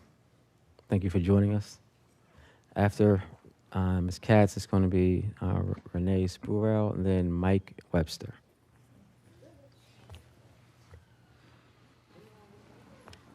Hi, my name's Naomi Katz, and I want to start by just thanking all of the council members for your time. Thank you for hearing from your constituents. This is an incredibly important part of the process, and we appreciate your time. I have been a Wilmington resident for coming up to 11 years. I was not born and raised here, but I love this city dearly. And the more I learn about the rest of the people and the community that lives here and the work that's done in this city, the more I've grown to love it. In those 11 years that I've lived here, I have not seen any new affordable housing in or near my neighborhood. I have seen more than 4 large complexes be built, and none of them are affordable to me. I have a college degree, and I have lived with another person the entire time I've lived here, and even with those things in place, I cannot afford any of these new housing that has been built. And I am someone that's coming into this situation with privilege. I am not on a fixed income. I have the ability to change my job and earn more money. I am working in a 2-income household. So I am one of the exception to the people that we're talking about here, and I am struggling. So saying we need to encourage building is not a real solution.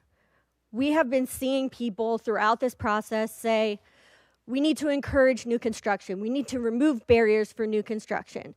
But the only thing removing barriers without reasonable control and reasonable policies in place does is it unleashes the barriers for people that want to get rich to get more rich. It doesn't actually help people stay in their homes. Guess what helps people stay in their homes? Rent stabilization. There's been a lot of statistics thrown around, so I won't throw out any more numbers, but I will tell you one consistent thing that has been shown in every place that has tried this is people are staying in their homes. I won't take too much more of your time, but I want to acknowledge that we know rent stabilization is imperfect. We know it's going to take time for this city to figure out how to make it work for us. But that is not a reason to continue to allow people to get priced out of their 30 homes. seconds. So it's worth trying, and I strongly urge you to vote yes today. Thank you.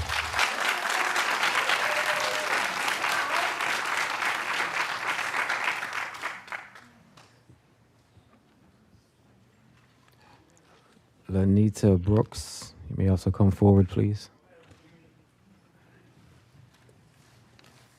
Good evening, everyone. My name is Renee Spruill, and I am a local realtor as well as a small landlord with rental properties in the 1st, 5th, and 6th districts. Unfortunately, no good deed goes unpunished. I am greatly concerned about the detrimental impact that the rent stabilization bill will have on the very stakeholders who currently provide the majority of Wilmington's affordable housing, which is your small landlords. This bill, as it currently stands, will hurt small landlords by locking us into artificially low rents because we choose to be nice to our tenants and not raise rents every year and give them exorbitant rent increases. I have been a landlord in Wilmington for over 20 years, and many of my tenants stay with me for a long time because I treat them well and I have fair rent rates. I understand, like most landlords, that it is better to keep good long-term tenants in their homes rather than constantly raise rents and face higher tenant turnover.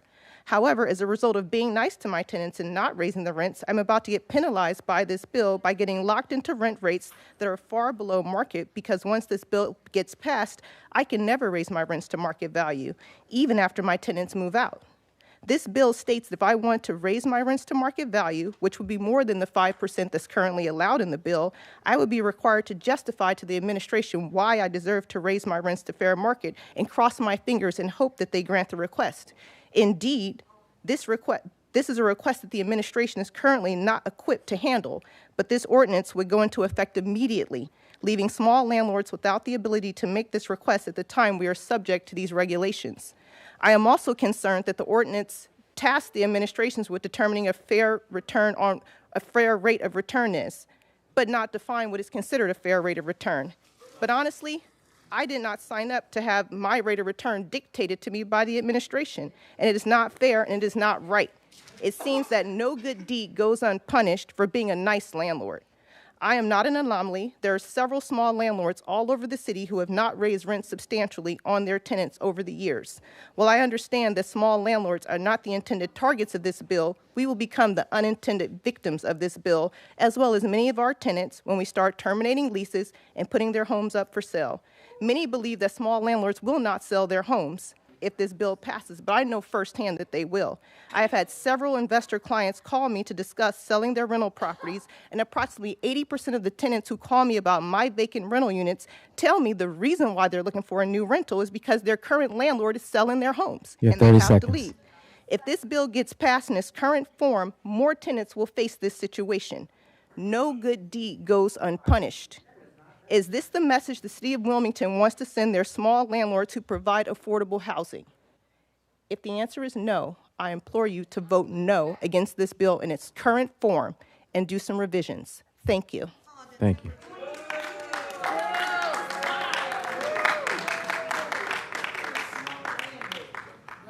So again, I'm going to ask you to please be respectful for people who are giving public comment. Can I have your attention, please? Hold on one second, please. Just going to ask everyone to please be respectful as people are giving public comment. We know that you might not agree, but please give them their time to speak. And at the end of the day, it is up to us council members to vote this up or down. So please don't be disrespectful. Thank you. Mr. Webster. After Miss Lena Brooks, it's going to be Michelena De Jesus.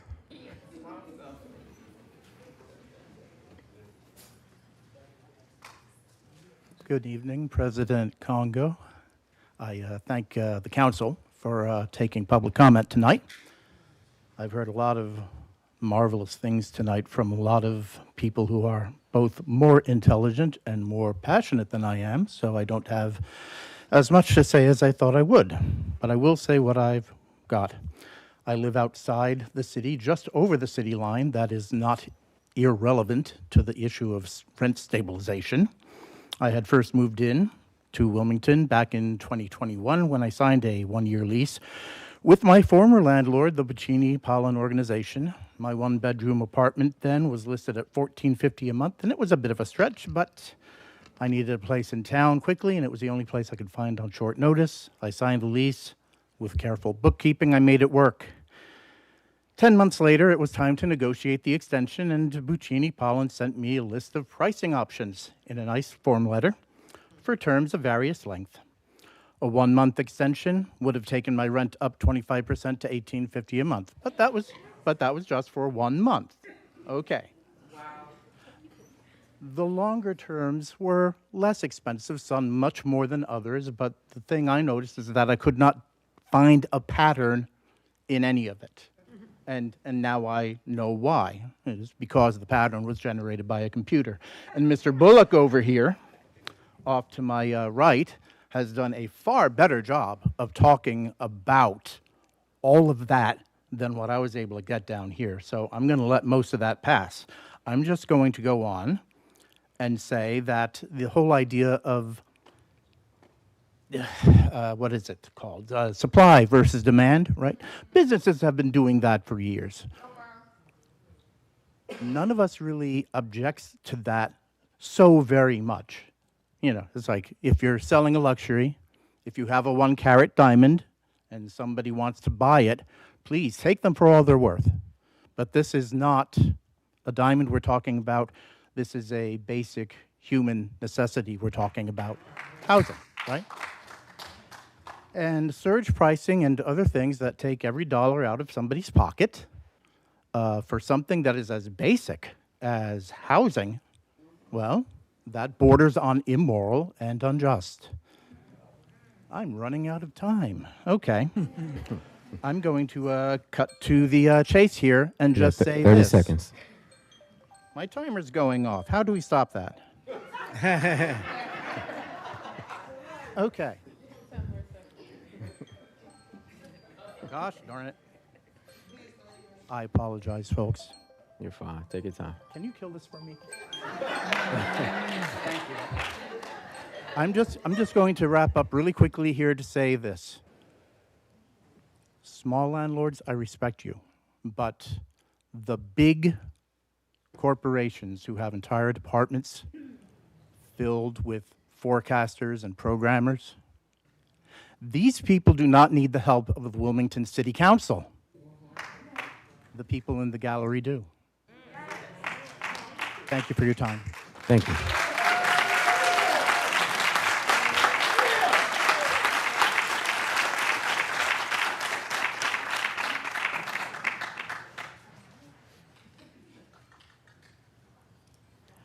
Thank you for joining us, Ms. Brooks. Please remember to introduce yourself.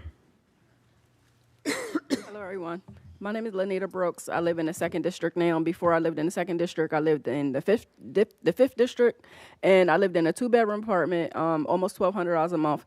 And it's every year it was going up for a 2-bedroom apartment, and it was like 5 or 6 of us in the apartment. So I decided to move to 2nd District, 3 bedrooms now, and I pay $1,700 a month. And I'm actually paying for an apartment that I just got my mom to, because the apartment that she was living in on Market Street, across from, I want to say Congo and Renee Salon, if you all know where that is, was getting her sick, whereas though she was in the hospital for multiple times. So I moved her out of that apartment building finally. She's in, somebody reached out to me actually from this meeting and told me they had an apartment for my mom. I took it upon myself to do overtime. I work over 100 hours every 2 weeks to keep this going for me, myself, my kids, my grandkids, and my mom. So I just want you guys to know, the people that voted you in, if you don't pass this, we're going to do our best, our damnness to vote you out. Like, I sat there in your face, and I trusted you. I trusted you, and I voted for you because I had my trust in you that you was going to do good for the city. And you got behind that seat, and you gave us your butt to kiss.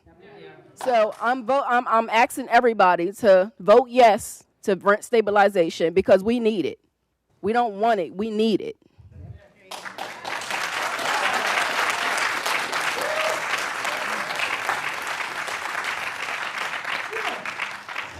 After Michelina, we're going to have Angela Harris. Is Angela Harris still with us? She's here. She went to the bathroom real quick. Okay, thank you. Okay, I'm Michelina. I'm from the 6th District. A lot of people said some of the things I was going to say, but I use every moment that I can on the microphone. But there's like 3 people in here that opposed it, right? Majority of it is the community. That's how you guys vote, right? The majority wins. What does that mean to you when the community is the majority? These are not residents here. These are outside investors. They plan for their property managers to come in, their investors to come in, and it's literally outside investors against community. This is gentrification. This is exactly what gentrification is. And when the lady that was here, she said, to push back, they come in here to the community and push the bad out. I mean, Picorni, I think, is already out. So who are we talking about? And I'm really not here to stroke egos or beg the council to stand tall on us with this. It's disgusting. Look at your campaign promises and investments. We don't care about your overpriced business crap, right? Contracts, or where your husbands are deployed to. We don't care about that. But I can say, since we noted that, that Delaware has sent approximately $16 million worth of manufacturing goods to Israel in 2024, and that's also using the Dover Air Force Base and our soldiers. So I'd like to add that in. We're literally funding a genocide, veto after veto, killing and starving children, yet we beg to keep our house. House is a human right. So is food. So is the right to live. let me see. We can put those funds into Habitat for Humanity, things like that. Other programs like the Challenge Program, which my nephew attended to and loved and built some of these places around here. I can connect with you later. Anyway, he loved that, and that would also create economics for our young preteens, young adults. They can actually have hands-on of housing that they build. I don't know about these outside investors, but it doesn't seem like a lot of us are benefiting from generational wealth here. But we would like to start at some point. And then they threaten you, if you don't pass this, they leave. Well, leave. Leave. Yeah, leave. Leave. I have so many things I can just mention here, but we can't afford it. Like, literally, let me just put the phone down, because it's all over the place. Like, we're tired.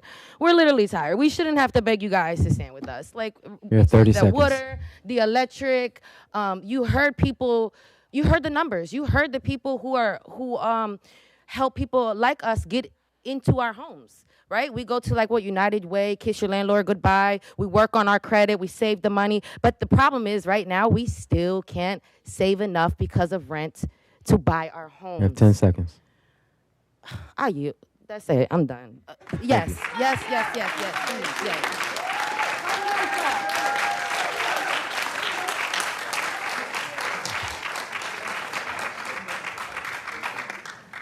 Angela Harris. Following Ms. Harris, we will have Megan Wilson. Is Megan Wilson still with us? Okay. You may come up also, please.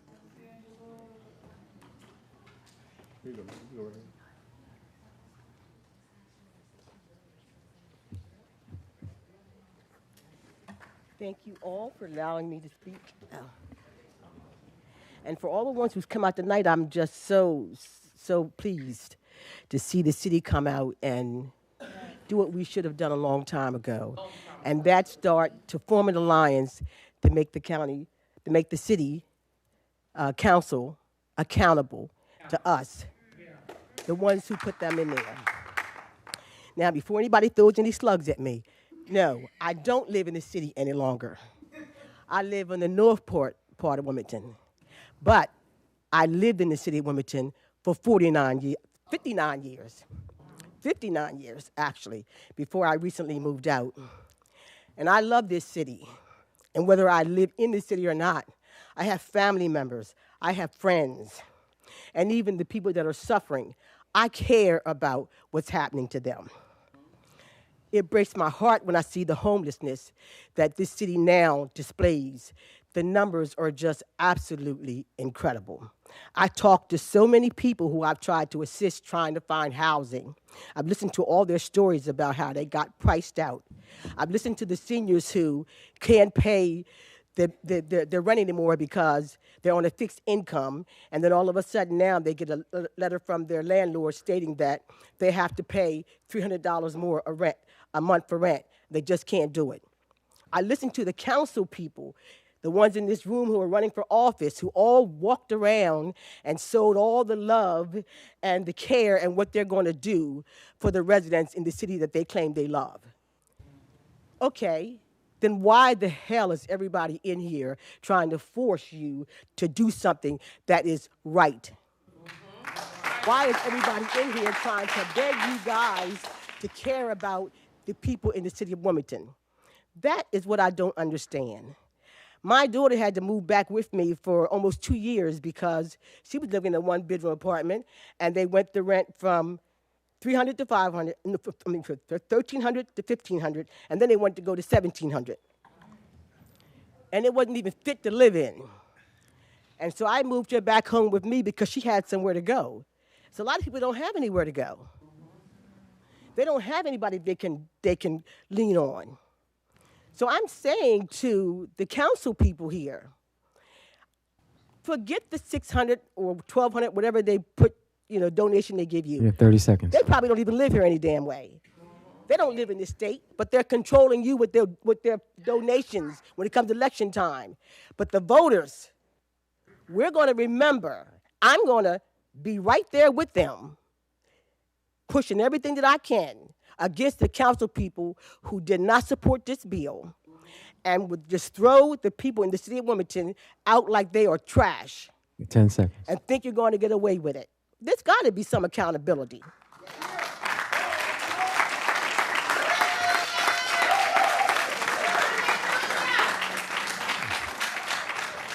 I'm going to ask for Sarah Ryan. Is Sarah still with us? She's online. She's online. Okay. Next in council chamber is Christina Kelly.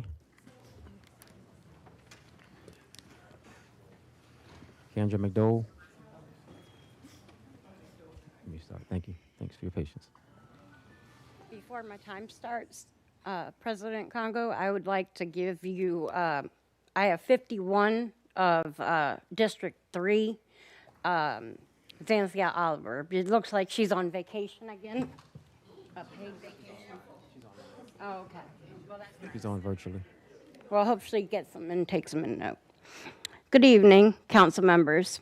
My name is Megan, and I'm here today as a renter, a disabled person, also raising a disabled child, and someone who is deeply afraid of being pushed out of her home because of skyrocketing rents and greedy landlords.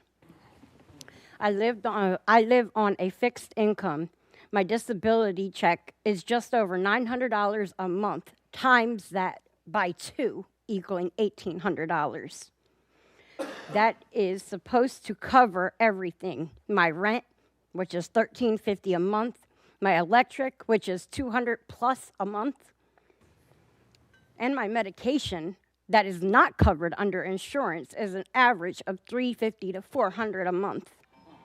Groceries, I use my Healthy Rewards benefits of $200 because I don't get food stamps, and most just as much as my transportation average is $350 with insurance and gas. Just so I can get my son and myself to and from specialists. But right now, my rent alone is almost all my monthly income. Let me say that again. My rent is almost nearly my whole income, which is all I get to live on each month. Council members, please remember, please help make this make sense. I have had to skip meals. I've had to stretch out medications because it's that or food. For my son, I have to choose between paying rent or paying to see my doctor. Of course, rent always wins, and my health continues to decline. I've sold personal belongings just to make ends meet. That isn't just unfair, it's inhumane. Yes. I didn't choose to become disabled, but I am choosing to fight back because I'm tired of being told that the market decides whether or not I deserve a roof over my head. I'm tired of landlords raising the rents just because they can, because they know we're too scared, too exhausted, or too isolated to speak up. But guess what? We're not. We're here. You have 30 seconds. Well, I'm speaking up and I'm asking you, what are you going to do to protect renters like me? We need rent stabilization, not tomorrow, not next year, now. You have 10 seconds. You have the power to stop this crisis. Use it. Stand with the people who voted you in, not the profiteers, because housing is not a luxury. It's a human right and necessity. Thank you. Thank you.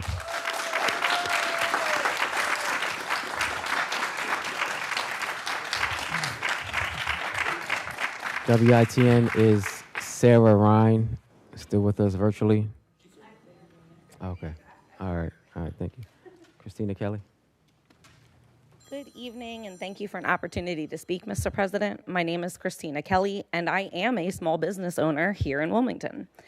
I'm here again because apparently we have to keep reminding our elected officials that housing is a human right, not a luxury good to be auctioned off to the highest bidder. Let's be clear, we're talking about rent stabilization, modest, predictable limits on how much rent can increase year over year. This isn't radical. It doesn't freeze rents. It doesn't bankrupt landlords. It creates basic stability so working people can make a plan, keep a roof over their heads, and not be one rent hike away from eviction. And guess what? It works. Cities that implement rent stabilization see lower rates of displacement, stronger community ties, and better tenant retention. It's good policy. It's data-backed, and more importantly, it's the bare minimum we should be doing if we actually want our cities to remain livable. Study after study shows that rent stabilization helps keep working families in their homes, reduces homelessness, and allows neighborhoods to thrive without displacing the very people who built them. Meanwhile, unlimited rent hikes are a polite way of saying, pack it up and get out. And for what? So landlords can buy their third vacation home while teachers, nurses, and retail workers couch surf for sleep in their cars? Let me be crystal clear. If you are an elected official, our public servants, and you vote against rent stabilization, you are voting against the people. You are siding with corporate greed, not community need. You are saying loud and clear, I don't care if you get priced out of your home. I've got donors to please. Well, guess what? You can be replaced. We vote, we work hard to ensure that other people vote, and we're watching. So if you think you can kill rent stabilization quietly behind closed doors, think again. Your seat is only as safe as your last vote. Do the right thing or start polishing up your resume, because the people are paying attention. We are not backing down. Thank you.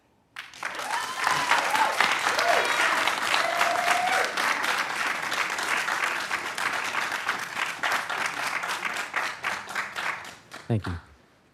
Thank you for joining us. Please introduce yourself. Keandra McDowell, you'll be next. Good evening. Thank you for taking the time to consider my testimony. I'm here in support of rent stabilization. My name is Sarah Ryan. I'm the managing attorney of the housing unit at Community Legal Aid. Community Legal Aid is a statewide nonprofit whose mission is to serve Delawareans by using civil legal advocacy to combat injustice. First, we applaud the efforts of Wilmington City Council for trying to address why so many families in Delaware continue to face housing instability. So I'm going to say this again, I run the statewide housing unit at Community Legal Aid. That means that my life is evictions. And we heard so much tonight, so I'm going to skip some of what I was going to say. But I know that none of us are surprised that there's an affordable housing crisis in Delaware. I used to have to convince people that was true. Now everyone knows it's true, right?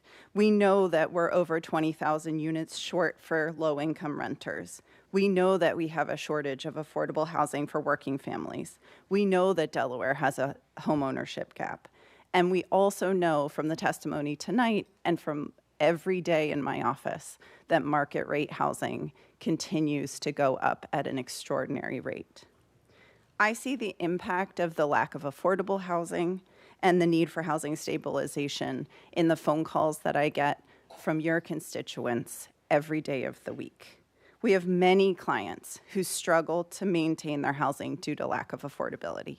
You heard the reasons tonight: fixed income and huge rate increases for housing. I can tell you that I had a client just last week who lives in the city of Wilmington whose rent doubled. That story is not an outlier. That's what we face every day. I'm here as a lawyer, I'm here as a community member, and I'm here to say something that no one else has said. And that is that under the law currently, if a renter is facing that doubled rent increase, there is nothing to do. And we all said it, but I want you to hear it, that there are good renters and good landlords who are struggling with this issue, but good renters who call me and say, Miss Sarah, I've paid my rent on time, and I'm a good renter. I keep my house clean. I do everything I should, and my landlord just doubled my rent. There is no recourse for that person. And we've heard tonight that those people are losing their housing. They're losing their standing in our communities. And we need to stand together with the tenant advocates and the tenants in Wilmington to address this issue. Thank you. Thank you.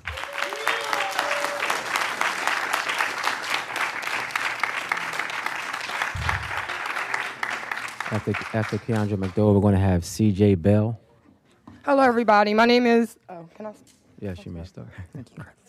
Hello, everybody. My name is Keandra McDowell. I can't really tell you what side of town that I reside in because I am the community advocate activist for the whole city of Wilmington, right? So far, what I heard here tonight from the small landlords, SMAC, I don't know entirely what that means, but from the small landlords is that profit over people, right? So my thing is I have to speak to you, referring to my council people. Nowhere in history have I heard an employee tell their boss what they're not going to do, right? So I want y'all to understand this. You all work, right? If your boss asks you to do something and you don't do it, what happens? You get fired. Oh, you get fired. You get fired, Council President. Okay. So I just would like to remind my council members that you were elected into your position. We put you in them seats. And I actually surprised myself last year by working overtime, knocking on over 900 doors with 5 people. So I'm just saying, and this is not a threat, this is just a reminder of your position and who you work for. Landlords. Whew, I thought I had a toddler at home throwing temper tantrums. This is crazy, right? Nowhere in this piece of legislation states that a landlord cannot still make profit. Let's make that understanding right here. Because I specifically heard a council person tell me that this piece of legislation is basically BS. There were still amendments happening on the floor as of last night. So to this specific council person, we need you to vote yes tonight, because if you don't, you won't be able to post on social media about asking for somebody to wash your clothes, because it would be your job to wash your own damn clothes, because rent is too damn high.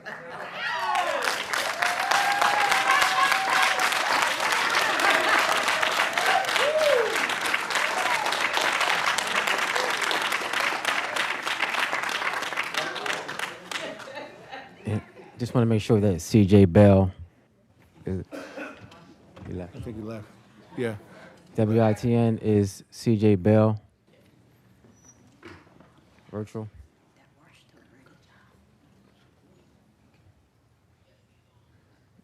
Okay.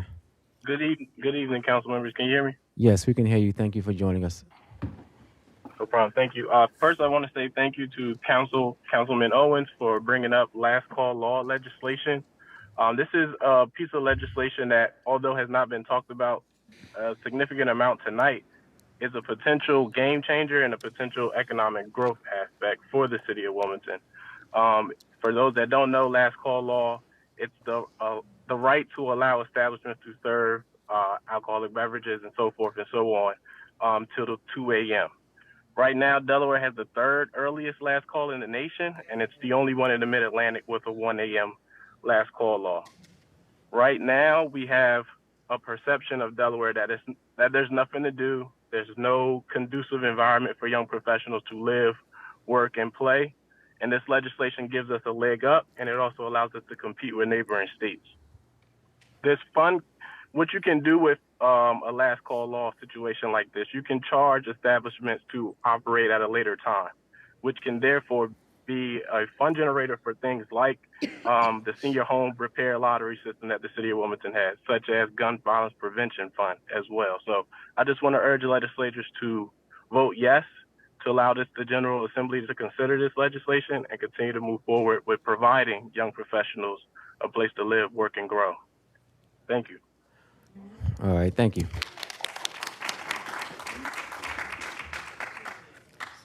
Please remember to introduce yourself, and thank you for joining us.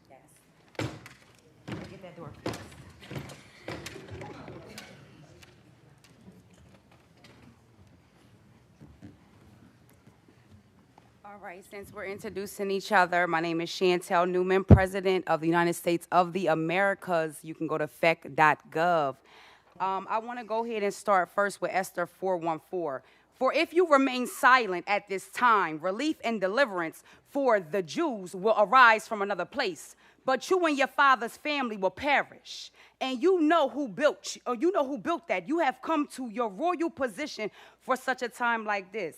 I want to tell you that emergency rent stabilization is well needed. Not only is Delaware the first of the original 13 colonies, but we live, work, eat, sleep. I mean, it's monopoly, playing with our own pieces. But what I would like to say is the legal part. It is about the fact of the amendment of tribal lands, World War II heritage, housing protection. Underneath 25 U.S. Code Indian housing laws, it protects us, as well as the National Historic Preservation Act, Section 106, as well as the Executive Order 13175. Federal agencies must consult tribes before changes to land, use, or housing policies. Landlord requirement. Landlords on or near tribal lands must receive approval from the Department of Interior. And may I add, I am on 7th. The Department of Interior in the slave houses, it says the Department of Interior. None of you have consulted you haven't consulted me. Next. Rent increase limits underneath 25 Delaware Code 5106, Wilmington Locals Code. Let's talk about the Section 8, landlord incentives. I added that just in case y'all needed some help. I gave you some incentives, and I also created a portal for license and inspection, and I put the numbers so that you can upload it, update it, and I taught you how to do it. I will add it for you. I have a remedy. World War II housing preservation, historic sites, Act 1935, underneath the NHPA, National Registration, Tenant Landlord Code 5301, and Municipal Code Enforcement. So what I would like to say is that we have count 3, a violation of the United States Constitution, the 14th Amendment. Before there was the Constitution, there was the Magna Carta. Due process. Now, see, what we have here is we have a violation of our human rights and basic needs. What's going to be done today is rent stabilization. Rent stabilization will be passed. If not, I contacted my analyst. I will give y'all 3 days. I will have the Army remove every last one of you, and I will take it.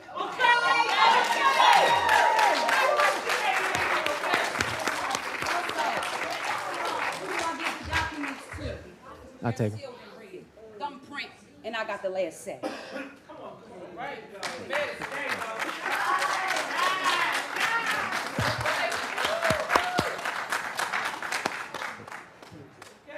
And you have a portal. A portal is updated. I showed you how to do it and configure it in Hotmail. And buttons are added. All right, thank you. I own no rights to it. Y'all can have it. I won't turn around and try to sue you later. I do want to thank everyone who came and gave public comment in council chambers, and also those of you who spoke virtually. Always want to encourage public comment at our committee meetings and especially at our council meetings. But this time we are going to move to legislation. Going to change the order slightly. Going to start with Council Member Darby.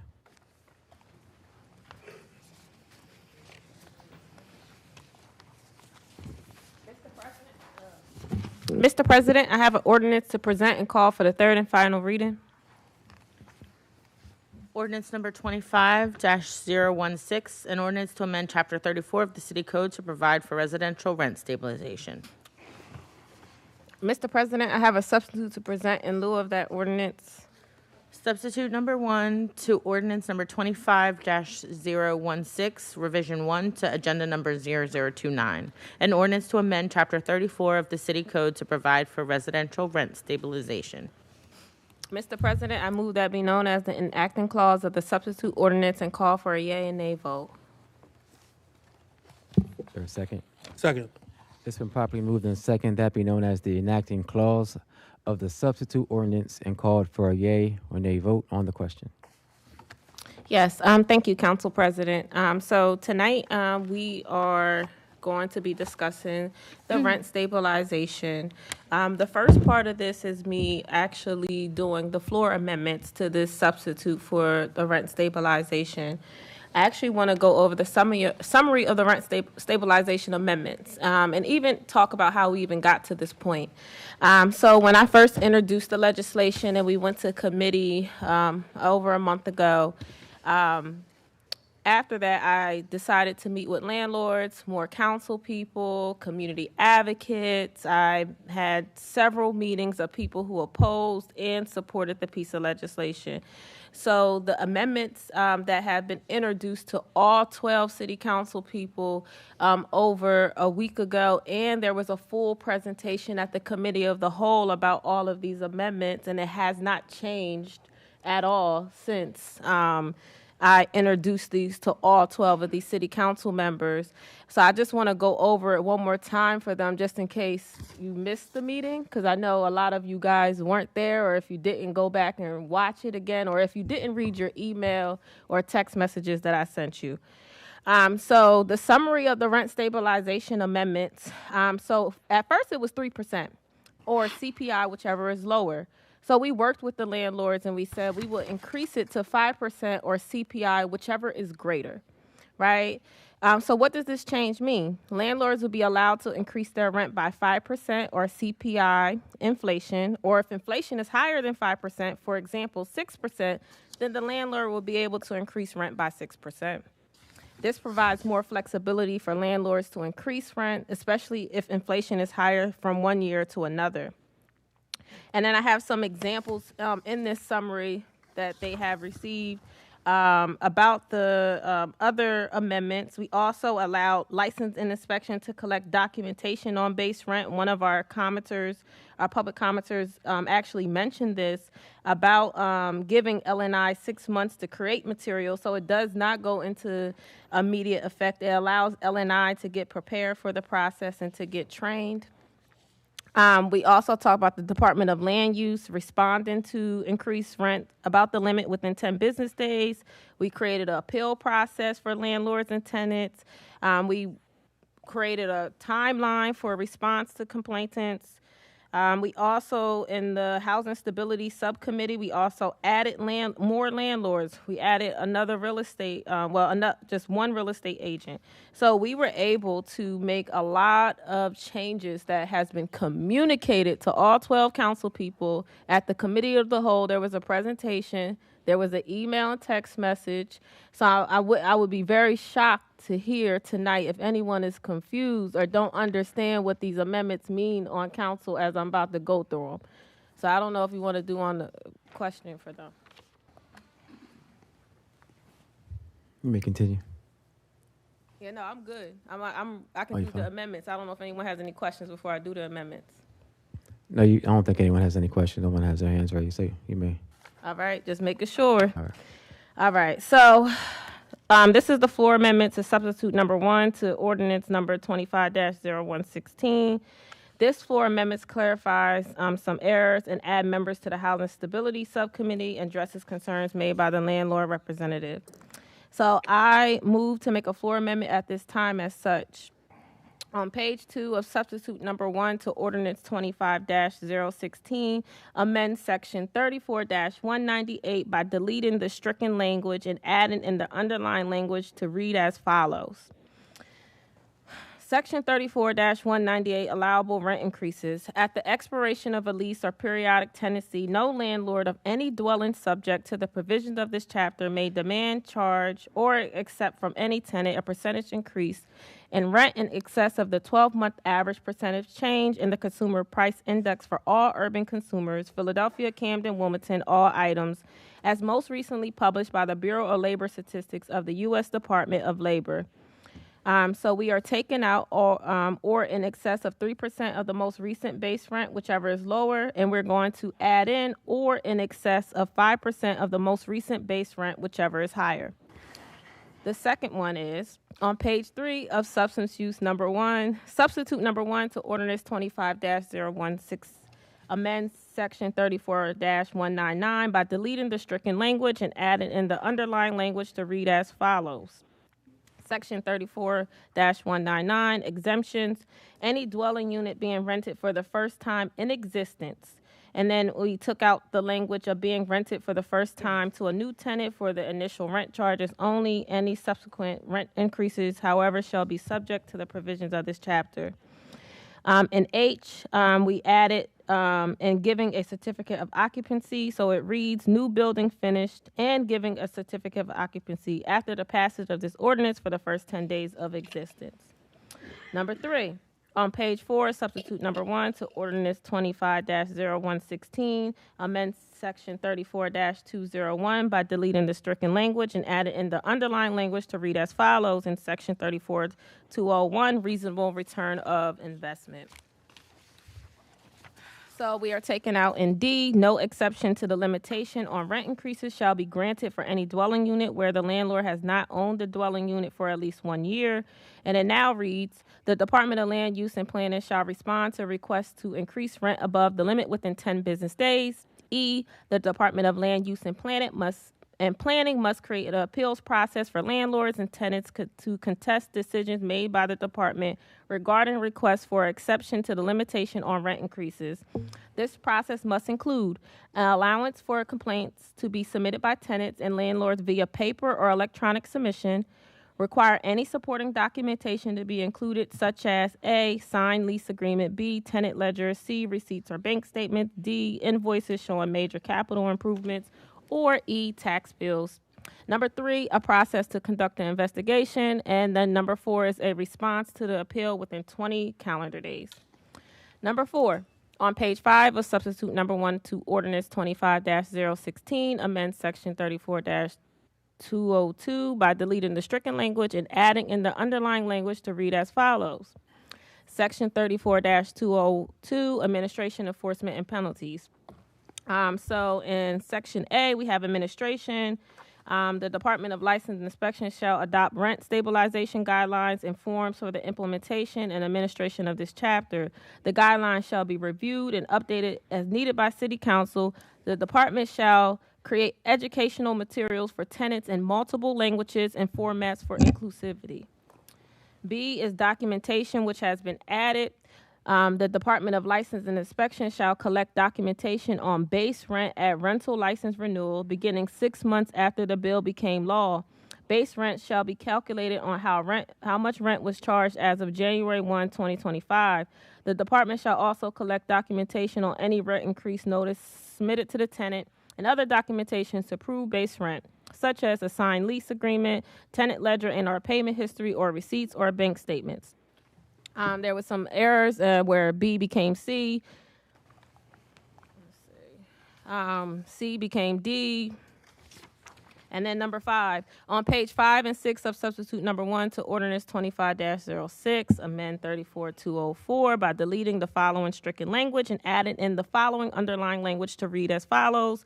This is section 34-204, Housing Stability Subcommittee. We're almost there. Creation. So we talked about instead of 1 landlord representative, there's 2 landlord representatives and 1 real estate representative. We took out in B, provide a recommendation on whether to sunset, extend, or amend rent stabilization procedures within 4 years of enactment, where now the subcommittee will provide annual reports to assess rent stabilization impact and recommendations for amendments or modification.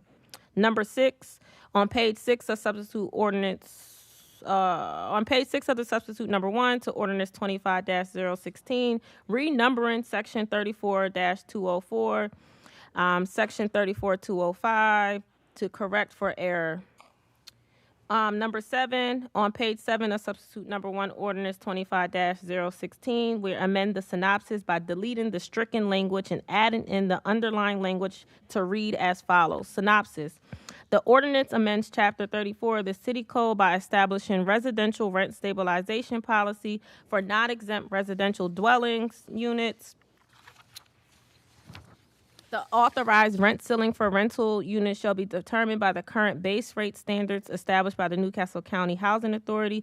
In addition, and subject to the rent ceiling provisions, the maximum percentage increase to rent in a 12-month period shall be the greater of 5% or the 12-month average percentage change in the consumer price index for all urban consumers, Philadelphia, Camden, Wilmington, all items as most recently published by the Bureau of Labor Statistics of the U.S. Department of Labor.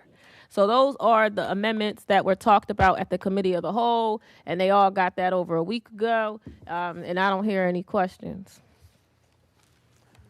Thank you, Councilmember Darby. Are there Any questions about the amendments? At this time, we're just speaking to the amendments.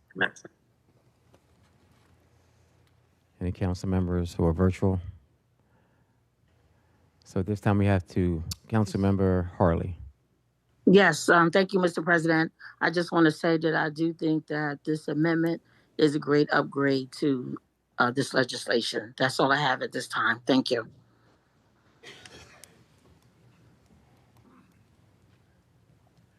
We do need a second. Second. Okay, thank you. It's been first and seconded. Again, we're speaking to the amendment. So just so everyone is on the same page, we do have to vote on whether or not we support the amendments. So if there are any other questions by council members, or if there are, Councilmember Bracy. Thank you, Councilmember Darby, for the work that you've been doing. Is there a fiscal note attached to these new changes? Or The law department did not attach a fiscal note. okay, thank you. All right, so the hands raised. At this time, we're going to take a roll call vote on the amendments. Ready? Yes. Councilman Owens? Yes. Councilwoman Darby? Yes. Councilwoman Oliver? Councilwoman Oliver? Councilwoman Harley? Yes. Councilwoman Willauer? Yes. Councilwoman McCoy? Present. Councilman Field? No. Councilwoman Bracy? Are we voting on the amendment? On the amendment, yes. Yes to the amendment. Councilwoman Cabrera? Yes. Councilman Hackett? Yes. Councilman Spadola? Yes. President Congo? Yes. 9 yeas, 1 present, 1 nay, and 2 absent. Declared adopted on the amendments. Councilmember Darby, you may continue.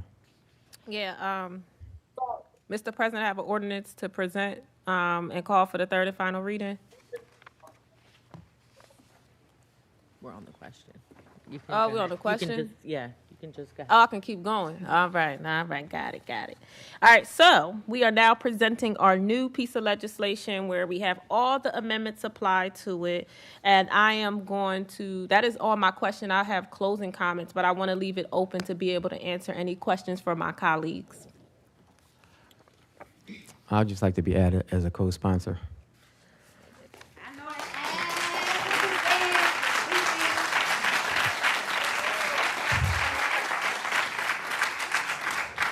Seeing all the hands raised, Councilmember Harley, virtual. Yes, Mr. President, I want to make sure I am understanding, like, we're asking the question on what part of the legislation. I thought we just completed the amendment of increasing it to the 5%. So are we still on that piece of legislation, or are we on the original?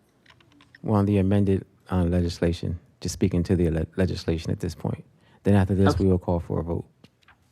Okay, thank you. All right, thank you. Councilmember Owens.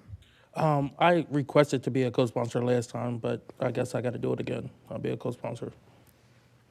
All right, so no to Councilmember Willauer. Same. I had requested to be a co-sponsor last time, so I'd like to be added as a co-sponsor. All right, thank you.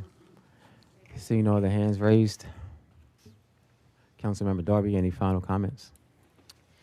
Yeah, I think the community has said enough. I don't think I need to reiterate on much, but I just hope that tonight that my council colleagues listen to what the community is asking for. It is vital. It is important that we pass rent stabilization. I know that you're going to, most council people beforehand, some of their reasonings, and they're probably not going to say it tonight, but some of their reasons to not wanting to see this pass, they're going to say LNI doesn't have the capacity. We need to have other things happening, like inclusionary zoning and housing trust and all these other things. Those things are happening. LNI reform is happening. happening. Inclusionary zone, like you can walk and chew gum at the same time. There's other conversations happening outside of rent stabilization that you guys are all welcome to be a part of whenever you feel ready to answer emails or texts and say, I want to be a part of it. You are welcome to be a part of it. So these conversations are happening. L&I is currently being reformed. So these arguments that they're going to give to you about capacity level, not having funding, it's not true. It is capable. We are able to do rent stabilization. And at the end of the day, I just want to see how they vote. And I want you guys to remember how they vote. You guys came out here in numbers every single time. I want to give a shout out to the community advocates, to the landlords that I worked with, to the real estate agent that I worked with. Because you guys helped me draft this bill. This was not a me bill. This was really a community bill. And I'm flattered that there are some people who think that I was behind this organizing, but really, honestly, it was the community. It was not me. Like, I just proposed it. I played my part in my role, and you guys did this, and Wilmington is standing up because the state is watching us. If this passes in Wilmington tonight, it will happen on the state level, and that's what they are afraid of. Yeah.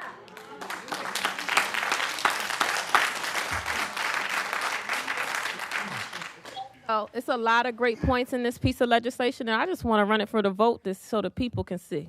Clerk, please call the roll. Councilmember Owens? Yes. Councilwoman Darby? Yes. Councilwoman Oliver? Councilwoman Harley? Yes. Councilwoman Willauer? Yes. Councilwoman McCoy? Present. Councilman Field? No. Councilwoman Bracy? No. Councilwoman Cabrera? No. Councilman Hackett? Yes. Councilman here. Spadola? No. President Congo? I'm Yes. here. Councilmember Oliver, you may go back. Councilmember Oliver? Is this on the amendment? This is on the legislation. No. And President Congo? Yes. 1, 2, 3, 6 yeas, 5 nays, 1 present, and 1 absent. It's defeated. Declared defeated. No. But that means Councilmember Darby, you may continue with your legislation, please. Yes. Fields, Bracy, Cabrera, Hackett, and Spadola. All right, so, Mr. President, I have an ordinance to present. Councilmember Darby still has legislation. Councilmember Darby still has legislation. Let's let her continue, please. Councilmember Darby, you may continue with the legislation, please. Yes, Mr. President, I have an ordinance to present and call for the first and second reading. Yeah, I don't know what we are.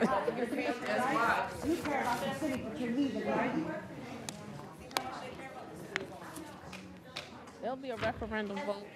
Ordinance number 25-025, agenda number 0058, an ordinance to amend Chapter 11 of the City Code relating to religious exemptions from noise ordinances. First reading of the ordinance. An ordinance to amend Chapter 11 of the City Code relating to religious exemptions from noise ordinances. Second reading of the ordinance. I call for another vote.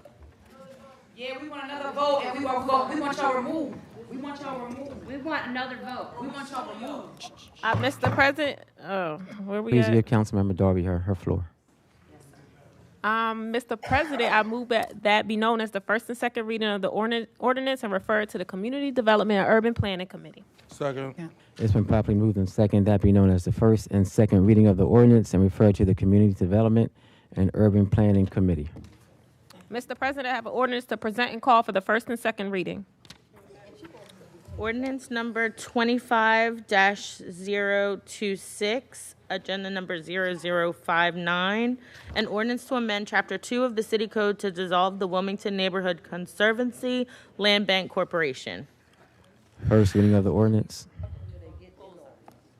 An ordinance to amend Chapter 2. Walking out and we protesting. Get up. Let's go. Let's go. Directors of PPT. You think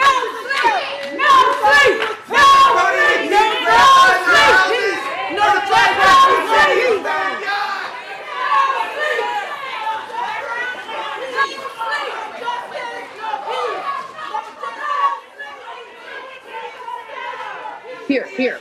Get your people, because they're not supposed to be doing that in chambers. Listen to it. Can you hear it?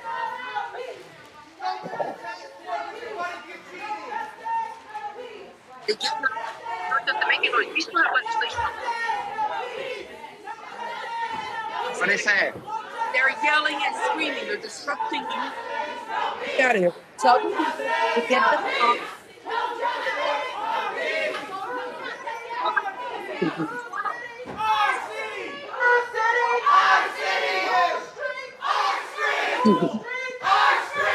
You know, Triplett doesn't have the fucking cojones to have control of his own meeting. That bullshit is that. Look at that. They're still chanting.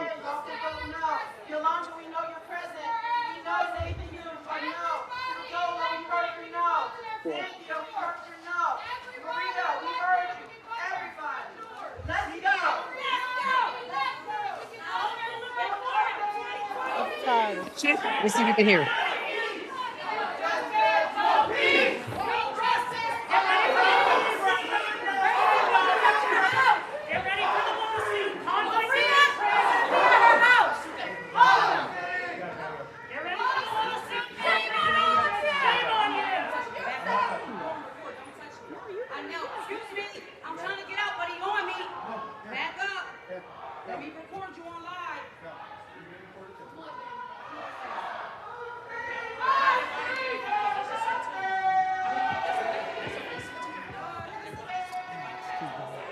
Ordinance 25-026, agenda number 0059, an ordinance to amend Chapter 2 of the City Code to dissolve the Wilmington Neighborhood Conservancy Land Bank Corporation.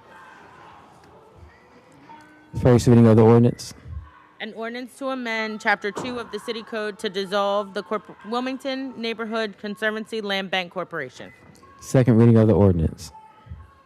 Mr. President, I move that be first. I can't even talk. Mr. President, I move that be known as the first and second reading of the ordinance and refer it to the Community Development and Urban Planning Committee. Is there a second? Second. It's been properly moved and second that be known as the first and second reading of the ordinance and refer to the Intergovernmental Committee. Mr. President, I have an Community ordinance. Development Committee. Oh, sorry. Go ahead. Mr. President, I have an ordinance to present and call for the first and second reading. Ordinance number 25-027, agenda number 0068. An ordinance to amend Chapter 2 of the City Code to codify the ability to schedule a referendum to amend the city's charter. First reading of the ordinance. An ordinance to amend Chapter 2 of the City Code to codify the ability to schedule a referendum to amend the city's charter. Second reading of the ordinance. Mr. President, I move that be known as the first and second reading of the ordinance and refer it to the Intergovernmental Committee. Second. It's been properly moved and second that be known as the first and second reading of the ordinance and refer to the Intergovernmental Committee. Mr. President, I have an ordinance to present and call for the first and second reading. Ordinance number 25-028, agenda number 0069, an ordinance to amend Chapter 2 of the City Code to reestablish the Wilmington Arts and Culture Commission. First reading of the ordinance. An ordinance to amend Chapter 2 of the City Code to reestablish the Wilmington Arts and Culture Commission. Second reading of the ordinance. Mr. President, I move that be known as the first and second reading of the ordinance and refer it to the Community Development and Urban Planning Committee. Second. It's been properly moved and second that be known as the first and second reading of the ordinance and refer to the Community Development and Urban Planning Committee. Was that my last piece? I'm asking to be excused. Yes, you may be excused. Thank you. We're going to go back to Councilmember Owens. Where's the police in the damn chambers? Councilmember Oliver, please mute your microphone. Oh, that's why the girl's texting me saying she's up there and they up there. Councilmember Oliver. I don't know. Councilmember Oliver. No, that's a point of order. Councilmember Oliver, can you please mute Councilmember Oliver's phone? Mute her. Or mic.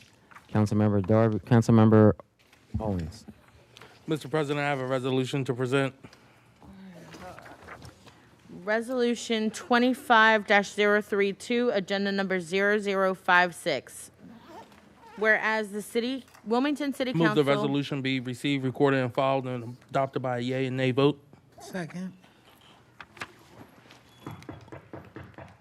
It's been properly moved and second. The resolution be received, recorded, filed, and adopted by yea and nay vote.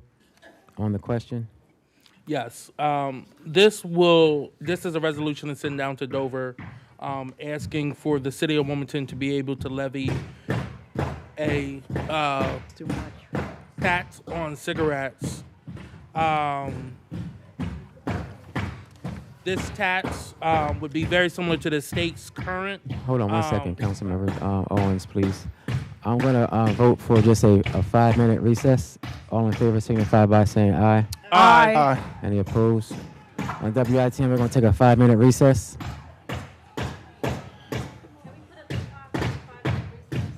All right, thank you.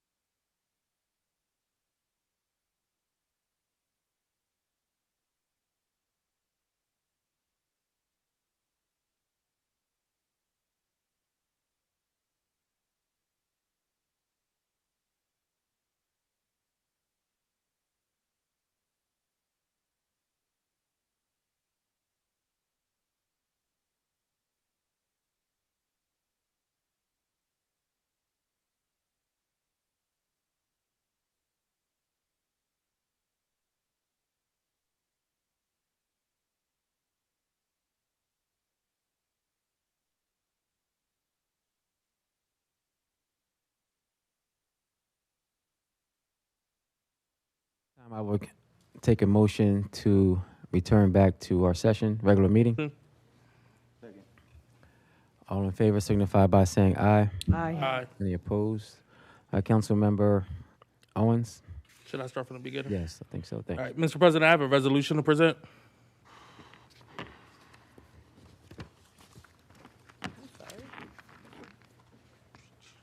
Resolution 25-032, agenda number 0056. Whereas the Wilmington City Council 2022-2025 strategic plan envisions a healthy Wilmington. I move that this resolution be received, recorded, filed, and adopted by a yea-nay vote. Second. It's been properly moved and second. This resolution be received, recorded, filed, and adopted by a yea or nay vote on the question. Yes. Mr. President, this this is a resolution to send down to Dover asking for the ability to levy a cigarette tax, very similar to the current cigarette tax that the state has. It's $2.10 per pack of 20 cigarettes effective 2017, and this is for wholesalers. This will give the opportunity for the city to bring in additional revenue that we can use for other programs such as that. Again, this does not set a certain tax rate. This just gives us the ability to do that. We're asking Dover to have the ability to do that. I know that they are discussing right now raising the state cigarette tax, so this is why we want to send this down there right now so that it can all be a part of that discussion. All right, thank you. I'd like to be added as a co-sponsor. Thank you. Councilmember Hackett. I'd like to be added as a co-sponsor. Thank you. Seeing no other hands raised, clerk, please call for the roll. Councilman Owens, Yes. Councilwoman Oliver, Councilwoman Harley, Yes. Councilwoman Willauer, Yes. Councilwoman McCoy, Yes. Councilman Field, Yes. Councilwoman Bracy, Councilwoman Cabrera, Yes. excuse me, Councilman Hackett, Yes. Councilman Spadola, President Congo. Yes. 9 yeas and 4 absent. Declared adopted. Thank you. Mr. President, I have a resolution to introduce, to present. Resolution 25-033, agenda number 0057. Whereas Wilmington is the largest city in Delaware and the economic engine of I the move state. that this resolution be received, recorded, and filed, and adopted by a yea-nay vote. Second. It's been properly moved and second. This resolution be received, recorded, filed, and adopted by a yea or nay vote on the question. Yes. In the spirit of bringing forth tangible benefits for our city, and again, our economy, our community, I got you on mute. Please, council members who are virtual, please mute your mics.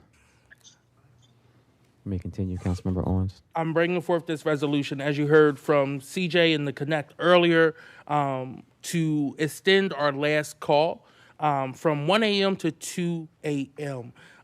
This isn't just about nightlife. This is about positioning the city of Wilmington to be competitive, to attract young professionals, and forward-looking for the city.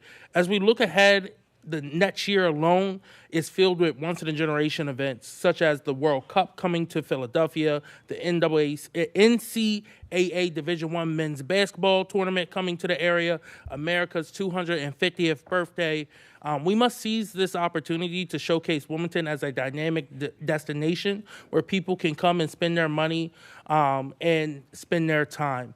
I want to do this right now because it is critical. It is critical that we match our surrounding cities. Again, as it was stated earlier, Delaware as a whole is one of the earliest states to close up shop.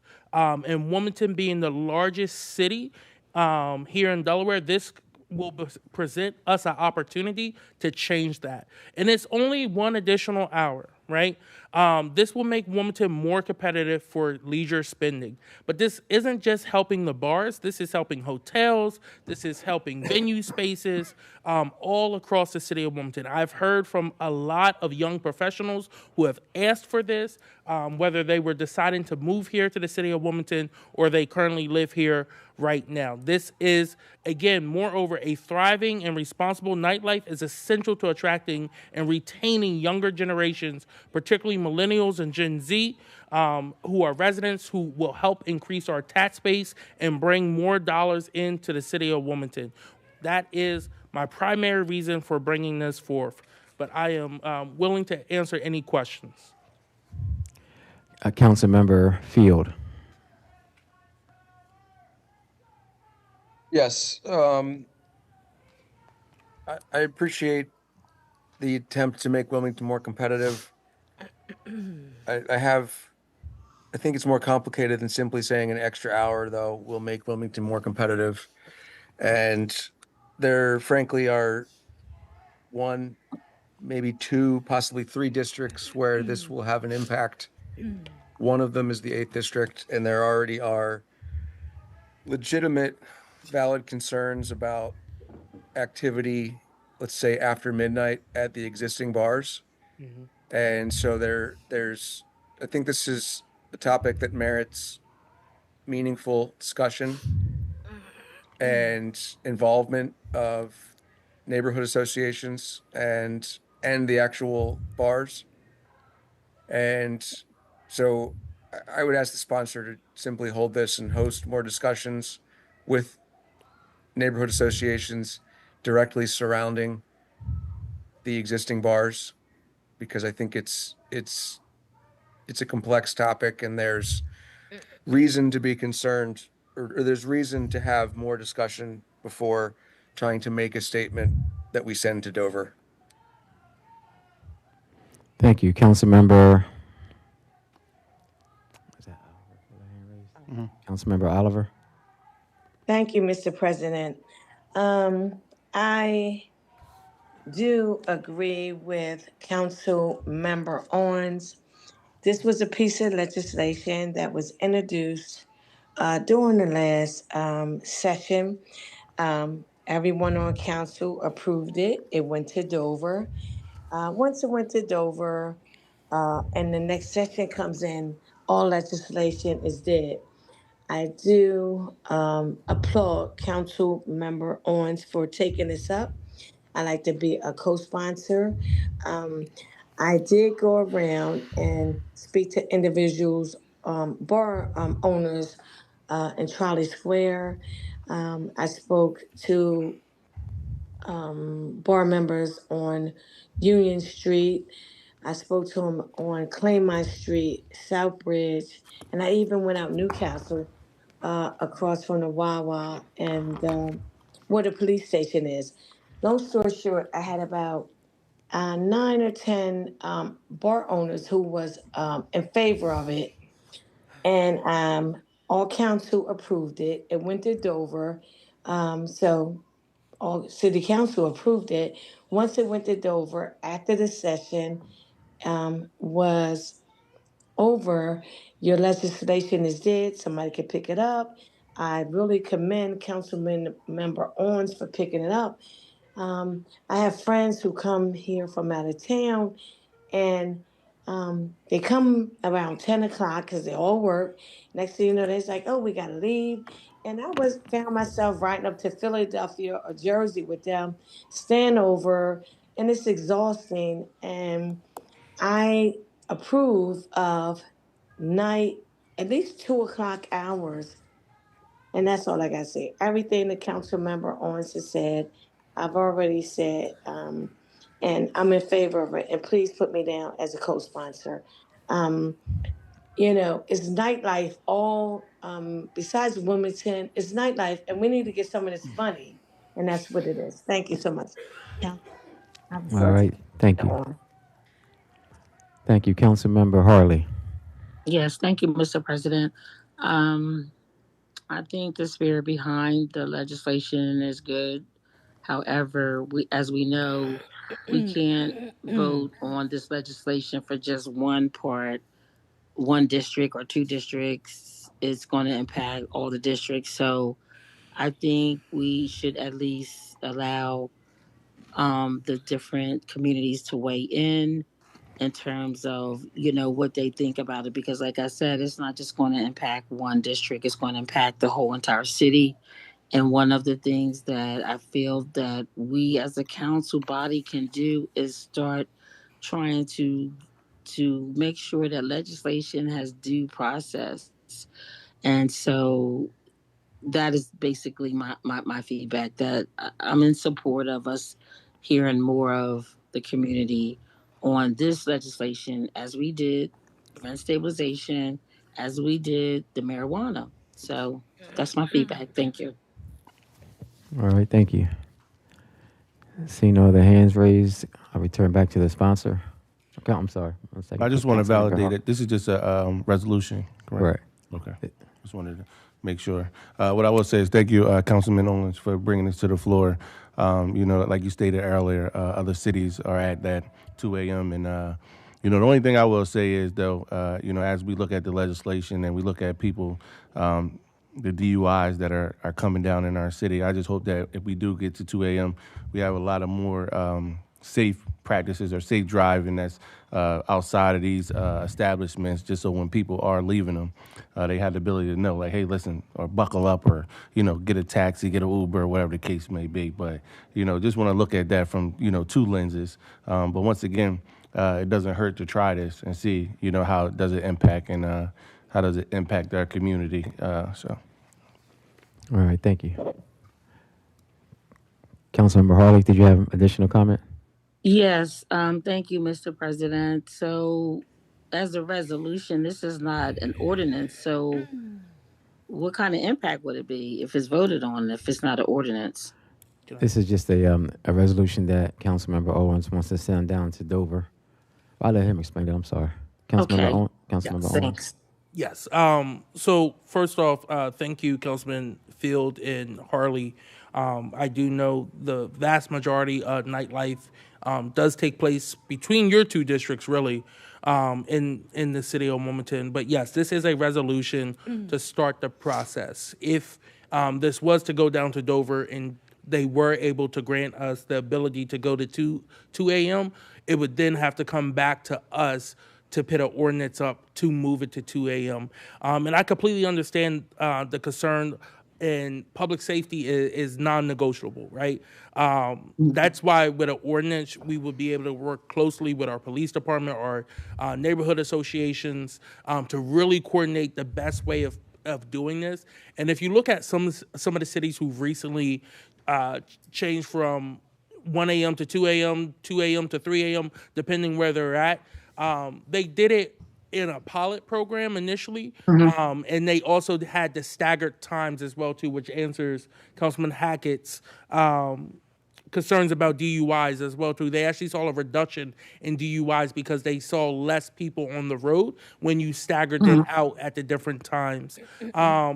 I also, another point that Councilman Fields made, which is 1,000% a very fair point, is the noise and quality of life issue. I'm sorry if I'm saying the wrong words, but I would want to work with our entertainment zones to really make sure we can really do this the right way, but that we wouldn't even be allowed to start that conversation quite yet.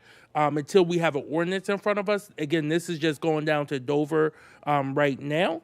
And again, this is about, not only is it about nightlife, but it's also about bringing more tax dollars into our city by helping attract and retain more young professionals, which would benefit your district, Councilwoman Harley, a little bit because most of them would want to rent.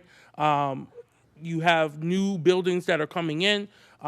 They're already getting some of these higher jobs, but they're living outside the city of Wilmington. So again, this just gives us an extra tool, if it is granted by the General Assembly, to be able to hopefully recruit them to live in our city boundaries.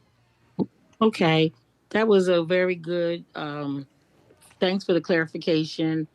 And I just want to say, well, if we vote on this resolution, perhaps we can start getting feedback from our different communities as it relates to what's happening, since it's already traveling through the portals down at the General Assembly. hopefully we can start getting some feedback. All right, thank you. Councilmember Field. I guess the point that I would make is that I hear what my colleague is saying about kind of just saying it's a resolution, let's get the process started, if that's how I understand it correctly. But I think that my point is that it seems to suggest that sending a resolution that says we want this, it's basically asking Dover to start the process on the assumption that we want it. And my question is, why use one of our chips with Dover on an ask or suggesting to them that we want this when we it's not clear that city residents want this. And so I think if we send it down there suggesting that this is something that Wilmington wants, and then we find out that it's something that many people or the majority of people don't want, what's the point of starting that process in the first place? So, I mean, yeah, that's my point. So, thanks. All right, thank you. Do any other council members have any comments? Councilmember Owens, you have any? Councilmember McCoy? Excuse me. I'm sorry, Mr. President. I'm sorry, Councilman Owens. Did you already state who was going to be receiving this and kind of like, making certain that it got in front of the eyes of other of the delegates downstate? I didn't know whether or not you had actually already stated that. No, I have not. I do not have a sponsor for this quite yet. But again, this is something that has been pushed on a state level before. State Rep Darrell Scott was pushing this for both Wilmington and Dover, and Senator, my forever Senator, Margaret Rose Henry was the co-prime for the Senate side of this, and have worked on this very hard down there as well too. I would like to just add one more thing to that, that overall, there's a petition that has over 221 signatures on it that were signed within 24 hours. You have the Connect, who's been working on this for multiple years, engaging with young professionals.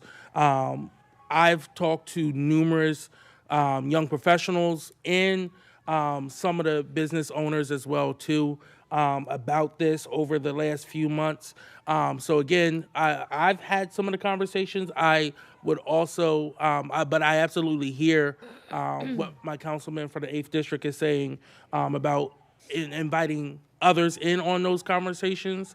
And I will do better with that going forward.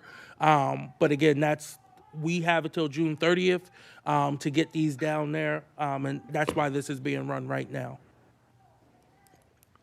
Okay, thank you. Clerk, please call for the roll. Councilman Owens? Yes. Councilwoman Oliver? Yes. Councilwoman Harley? Present. Councilwoman Willauer? Yes. Councilwoman McCoy? Yes. Councilman Field? No. Councilwoman Bracy?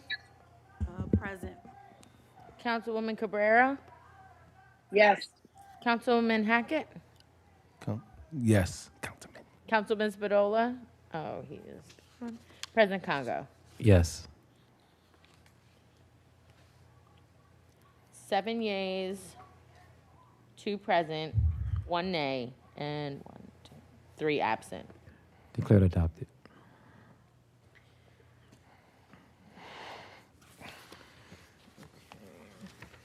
Councilmember Oliver. Thank you, Mr. President. 1 second. What's going on for me? Mr. President, I have an ordinance to present and call for the first and second reading. Ordinance number 25-029, agenda number 0060, an ordinance to authorize and approve the First Amendment to contract 23002 WD boiler inspection and maintenance services between the City of Wilmington and AA Duckett, Inc. First reading of the ordinance. An ordinance to authorize and approve the First Amendment to contract 23002 WD boiler inspection and maintenance services between the City of Wilmington and AA Duckett, Inc. Second reading of the ordinance. Mr. President, I move this be known as the first and second reading of the ordinance and refer to the Public Works and Transportation Committee. Second. It's been properly moved in second, that be known as the first and second reading of the ordinance, and referred to the Public Works and Transportation Committee. That Councilmember would be McCoy. all. Thank you. Councilmember McCoy. Yes, Mr. President, I have an ordinance to present and call for a third and final reading. Ordinance 25-024, agenda number 0054, an ordinance to amend Chapter 44 of the City Code regarding the exemption of elderly persons and disabled persons from real estate taxation. Mr. President, I move that this be known as the enacting clause of the ordinance and call for a yea or nay vote. Second. It's been properly moved in second, that be known as the enacting clause of the ordinance, and called for a yea or nay vote on the question.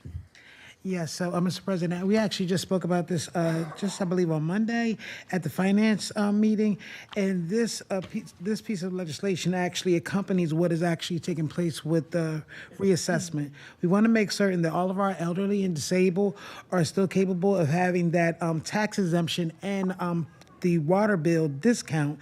And so what it is that it actually increases the amount of the assessed value of their property. Make certain that they're still able to get, a good amount of a discount. And also, it has actually, rather than placing a number in there, it is actually the federal poverty level, 100% of the federal poverty level, which now makes it $15,650 for individual, $21,150 for a married couple. So it does give us a bit of an increase about how much of an income that they're actually able to make, and that does not include their Social Security. That is exempted from this amount. This is just income. Thank you. Councilmember Willauer. Please add me as a co-sponsor. Councilmember Owens. Thank you for your leadership on this. Can you have me as a co-sponsor?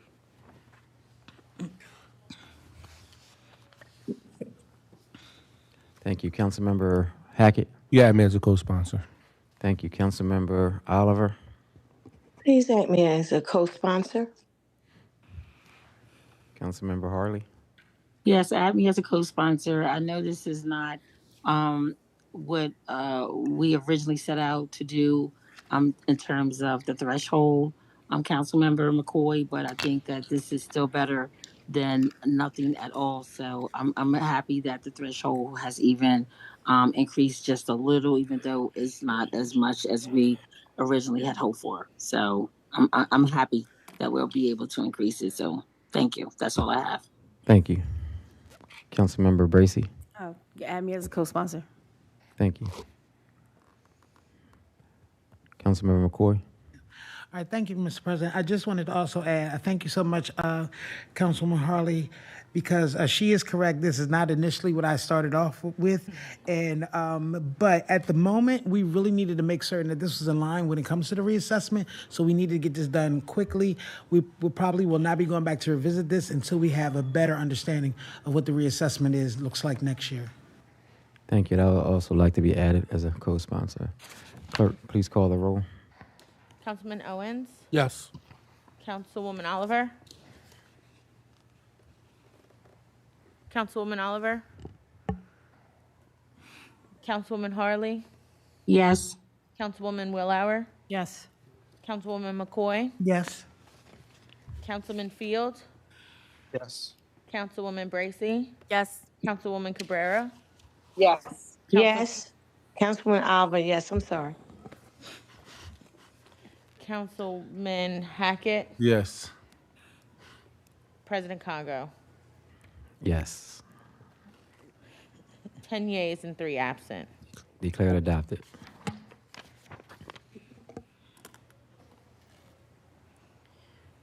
Councilman McCoy.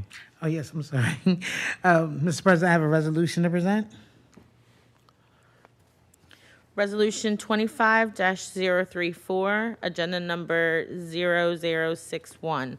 Whereas Section 2-369 of the City Code requires grants awarded by the mayor, city council, or the city treasurer in the amount of $5,000 or more within a fiscal year to I be move approved. this resolution be received, recorded, and filed, and adopted by a yea or nay vote. Second. It's been properly moved in second The resolution be received, recorded, filed, and adopted by a yea or nay vote on the question. Yes, Mr. President, this is basically housekeeping. I'm actually giving funds to an organization that's already received almost 5,000, and anything above that, we would need to do a resolution. So I'm going to be granting Imperial Dynasty more funding. All right, thank you. Seeing no hands raised, clerk, please call for the roll. Councilman Owens, Yes. Councilwoman Oliver, Yes. Councilwoman Harley, Yes. Councilwoman Willauer, Yes. Councilwoman McCoy, Yes. Councilman Johnson. Oh, sorry. Councilman Field, Yes. Councilwoman Bracy, Yes. Councilwoman Cabrera, Yes. Councilman Hackett, Yes. Councilman Spadola, and President Congo. Yes. 10 yeas and 3 absent. Declared adopted. Mr. President, I have an ordinance to present and call for the first and second reading. Ordinance 25-030, agenda number 0062, an ordinance to authorize and approve a lease agreement regarding 400 North Walnut Street between the City of Wilmington and the Wilmington Housing Authority. First reading of the ordinance. An ordinance to authorize and approve a lease agreement regarding 400 North Walnut Street between the City of Wilmington and the Wilmington Housing Authority. Second reading of the ordinance. I move that this be known as the first and second reading of the ordinance and referred to the Public Safety Committee. Second. It's been properly moved and second that be known as the first and second reading of the ordinance and referred to the Public Safety Committee. Mr. President, I have an ordinance to present and call for the first and second reading. Ordinance 25-031, agenda number 0063, an ordinance to authorize and approve an agreement between the City of Wilmington and Axon Enterprises, Inc. for body cameras, tasers, and related services. First reading of the ordinance. An ordinance to authorize and approve an agreement between the City of Wilmington and Axon Enterprises, Inc. for body cameras, tasers, and related services. Second reading of the ordinance. I move that this be known as the first and second reading of the ordinance and referred to the Public Safety Committee. Second. It's been properly moved and second that be known as the first and second reading of the ordinance and referred to the Public Safety Committee. That is it that I have, Mr. President. I've actually pulled the last resolution. All right, thank you. Councilmember Bracy? Mr. President, on behalf of Councilman Johnson, I have an ordinance to present and call for the first and second reading. Ordinance 25-032, agenda number 0066, an ordinance to amend Chapter 40 of the City Code regarding military leave. First reading of the ordinance. An ordinance to amend Chapter 40 of the City Code regarding military leave.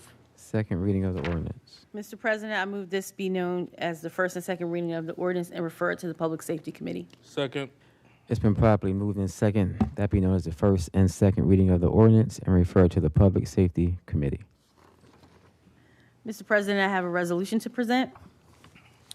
Resolution 25-035, revision 1 to agenda number 0067. Whereas section 3-8. I move this resolution be received, recorded, and filed and adopted by a yea nay vote. Second. Second. It's been properly moved and second this resolution be received, recorded, and filed and adopted by a yea or nay vote on the question. Thank you. This is a resolution simply confirming the reappointment of Robert S. Greco and the appointment of Kenesha Jackson, William C. Jones, and Reginald Grinnell to the Board of Pensions and Retirement. All right, seeing no hands raised.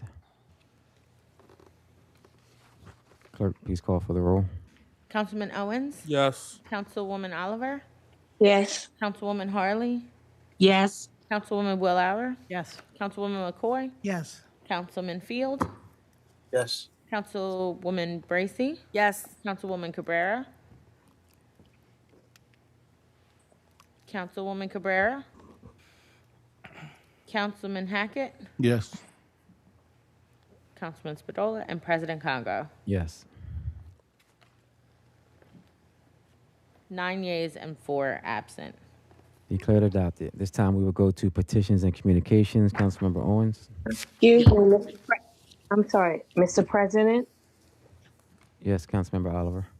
Yes, I have a piece of legislation on the agenda that we overlooked.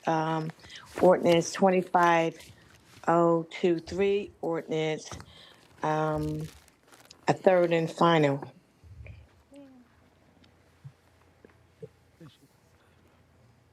Okay, we were informed that you were going to hold that. You no longer want to hold it? No. I held the piece of legislation for, that was for the, that was a piece of, this is for public works. I never held this, and that's ordinance 25023 to amend the code. No, for the chart, I did hold that, but I never held 0060. That's to authorize the contract for the boiler inspection maintenance. I have everything in front of me. We did that. We already did that, council member. Okay. Somehow I missed it. I'm sorry. Oh, no problem. Thank you. Councilman. Yes.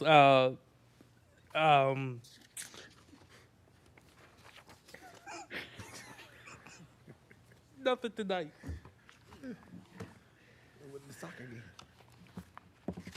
Councilmember McCoy. Yes. Mr. President, I actually have, because I pulled the resolution previously about county council, I actually decided to read a letter. Good evening, council, colleagues, and members of the public. Recently, the Newcastle County Council passed Resolution 25-097 requesting the Delaware General Assembly to fundamentally alter the way that county council president is selected.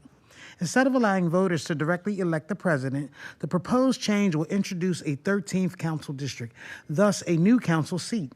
Under this system, the council president would not be chosen by the people, but by the 13 council members through an internal vote held every 2 years. This would drastically alter how leadership is chosen, limiting voters' say in deciding who leads the legislative body. This change would significantly reduce voter influence and undermine the democratic process by taking this decision out of the hands of county residents. The current system ensures that the council president is accountable to all Newcastle County, strengthening transparency, public trust, and county-wide representation.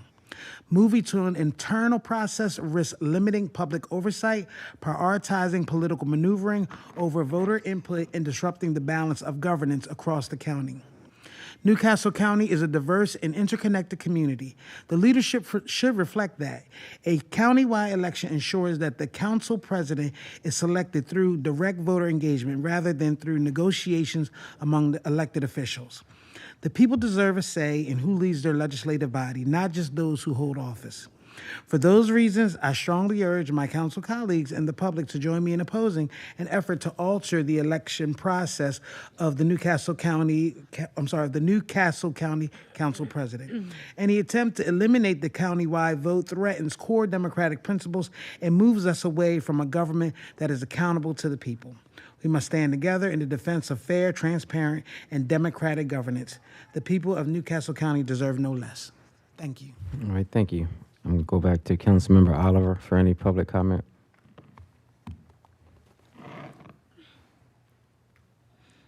Councilmember Harley, any public comment? No, for me. Councilmember Willauer, any public comment? Nothing tonight, Council President. We're going to go back to Councilmember Harley, any public comment? Public, no. Thank No, you. not at this time, Mr. President. Thank you, Councilmember Field. Nothing tonight, Mr. President. Thank you, Councilmember Bracy. Nope, nothing tonight. Thank you, Councilmember Cabrera. Councilmember Hackett. Yes, Mr. President, I would like to yield my time back to Councilman Owens. All right, Councilmember Owens. Yes. I did forget, we have a youth night out for Wilmington's own soccer team, First State Football Club. Sign-ups are, the deadline to RSVP is next Thursday. And if you would like to RSVP, please email mrivera@wilmingtondE.gov. Again, that is mrivera, RIVERA, at wilmingtondE.gov. It's 4 youth per 1 adult ticket. Thank you so much. All right, thank you. Oh, and Councilman Hackett and Bracy are sponsoring with me. All right, thank you. Any other comment, Councilmember Hackett? No. Mr. President, I'm sorry. I couldn't find my unmute button. After not finding the mute button earlier. I just want to wish everybody a happy Father's Day. That's all. All right, thank you. Councilmember Hackett? Mr. President, I'm all good for tonight. All right, thank you. Councilmember Spadola, I don't think he's online. All right, I just want to thank everyone for joining us this evening. If you ever have any questions or concerns, if we can help you in any way, just please call us at 302-576-2140.